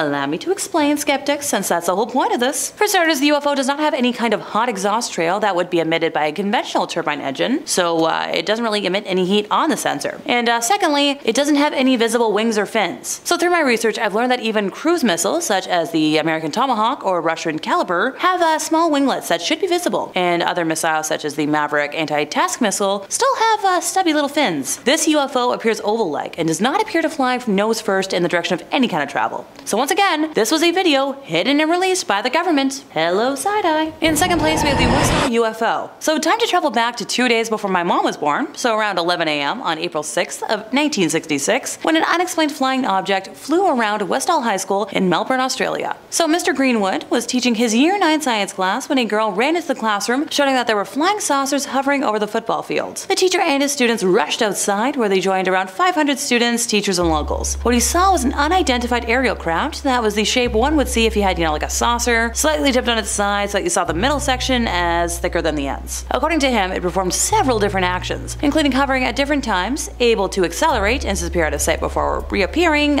somewhere else. He said the craft was hovering 50 meters above the crowd, about 1 to 200 meters away, and clearly visible. More than 200 students and several teachers watched the UFO as it descended into a nearby field. Eyewitnesses watched the craft hovering around the school for approximately 20 minutes, and described it as being a gray saucer-shaped object that was about twice the size of a family car. Oh, and the Air Force reported that they were not in the airspace at the time of the incident. Just saying. In first place, we have the Cash Landrum incident. So on December 29th of 1980, Betty Cash, Vicky Landrum, and Colby Landrum were driving home from a night out when they saw 23 unidentified helicopters surrounding a huge diamond-shaped object that was hovering above the trees. So this all started around 9 p.m. while they were driving on an isolated 2-lane road in dense woods and saw a light above some trees, but originally dismissed it as an airplane approaching Houston Intercontinental Airport. Hey, as someone who used to live near Pearson Airport, trust me, you'll learn to ignore planes. A few minutes later, they saw what they believed to be the same light as before, but now it was closer and brighter. They said that it came from a huge diamond-shaped object which hovered at about treetop level, and that its base was expelling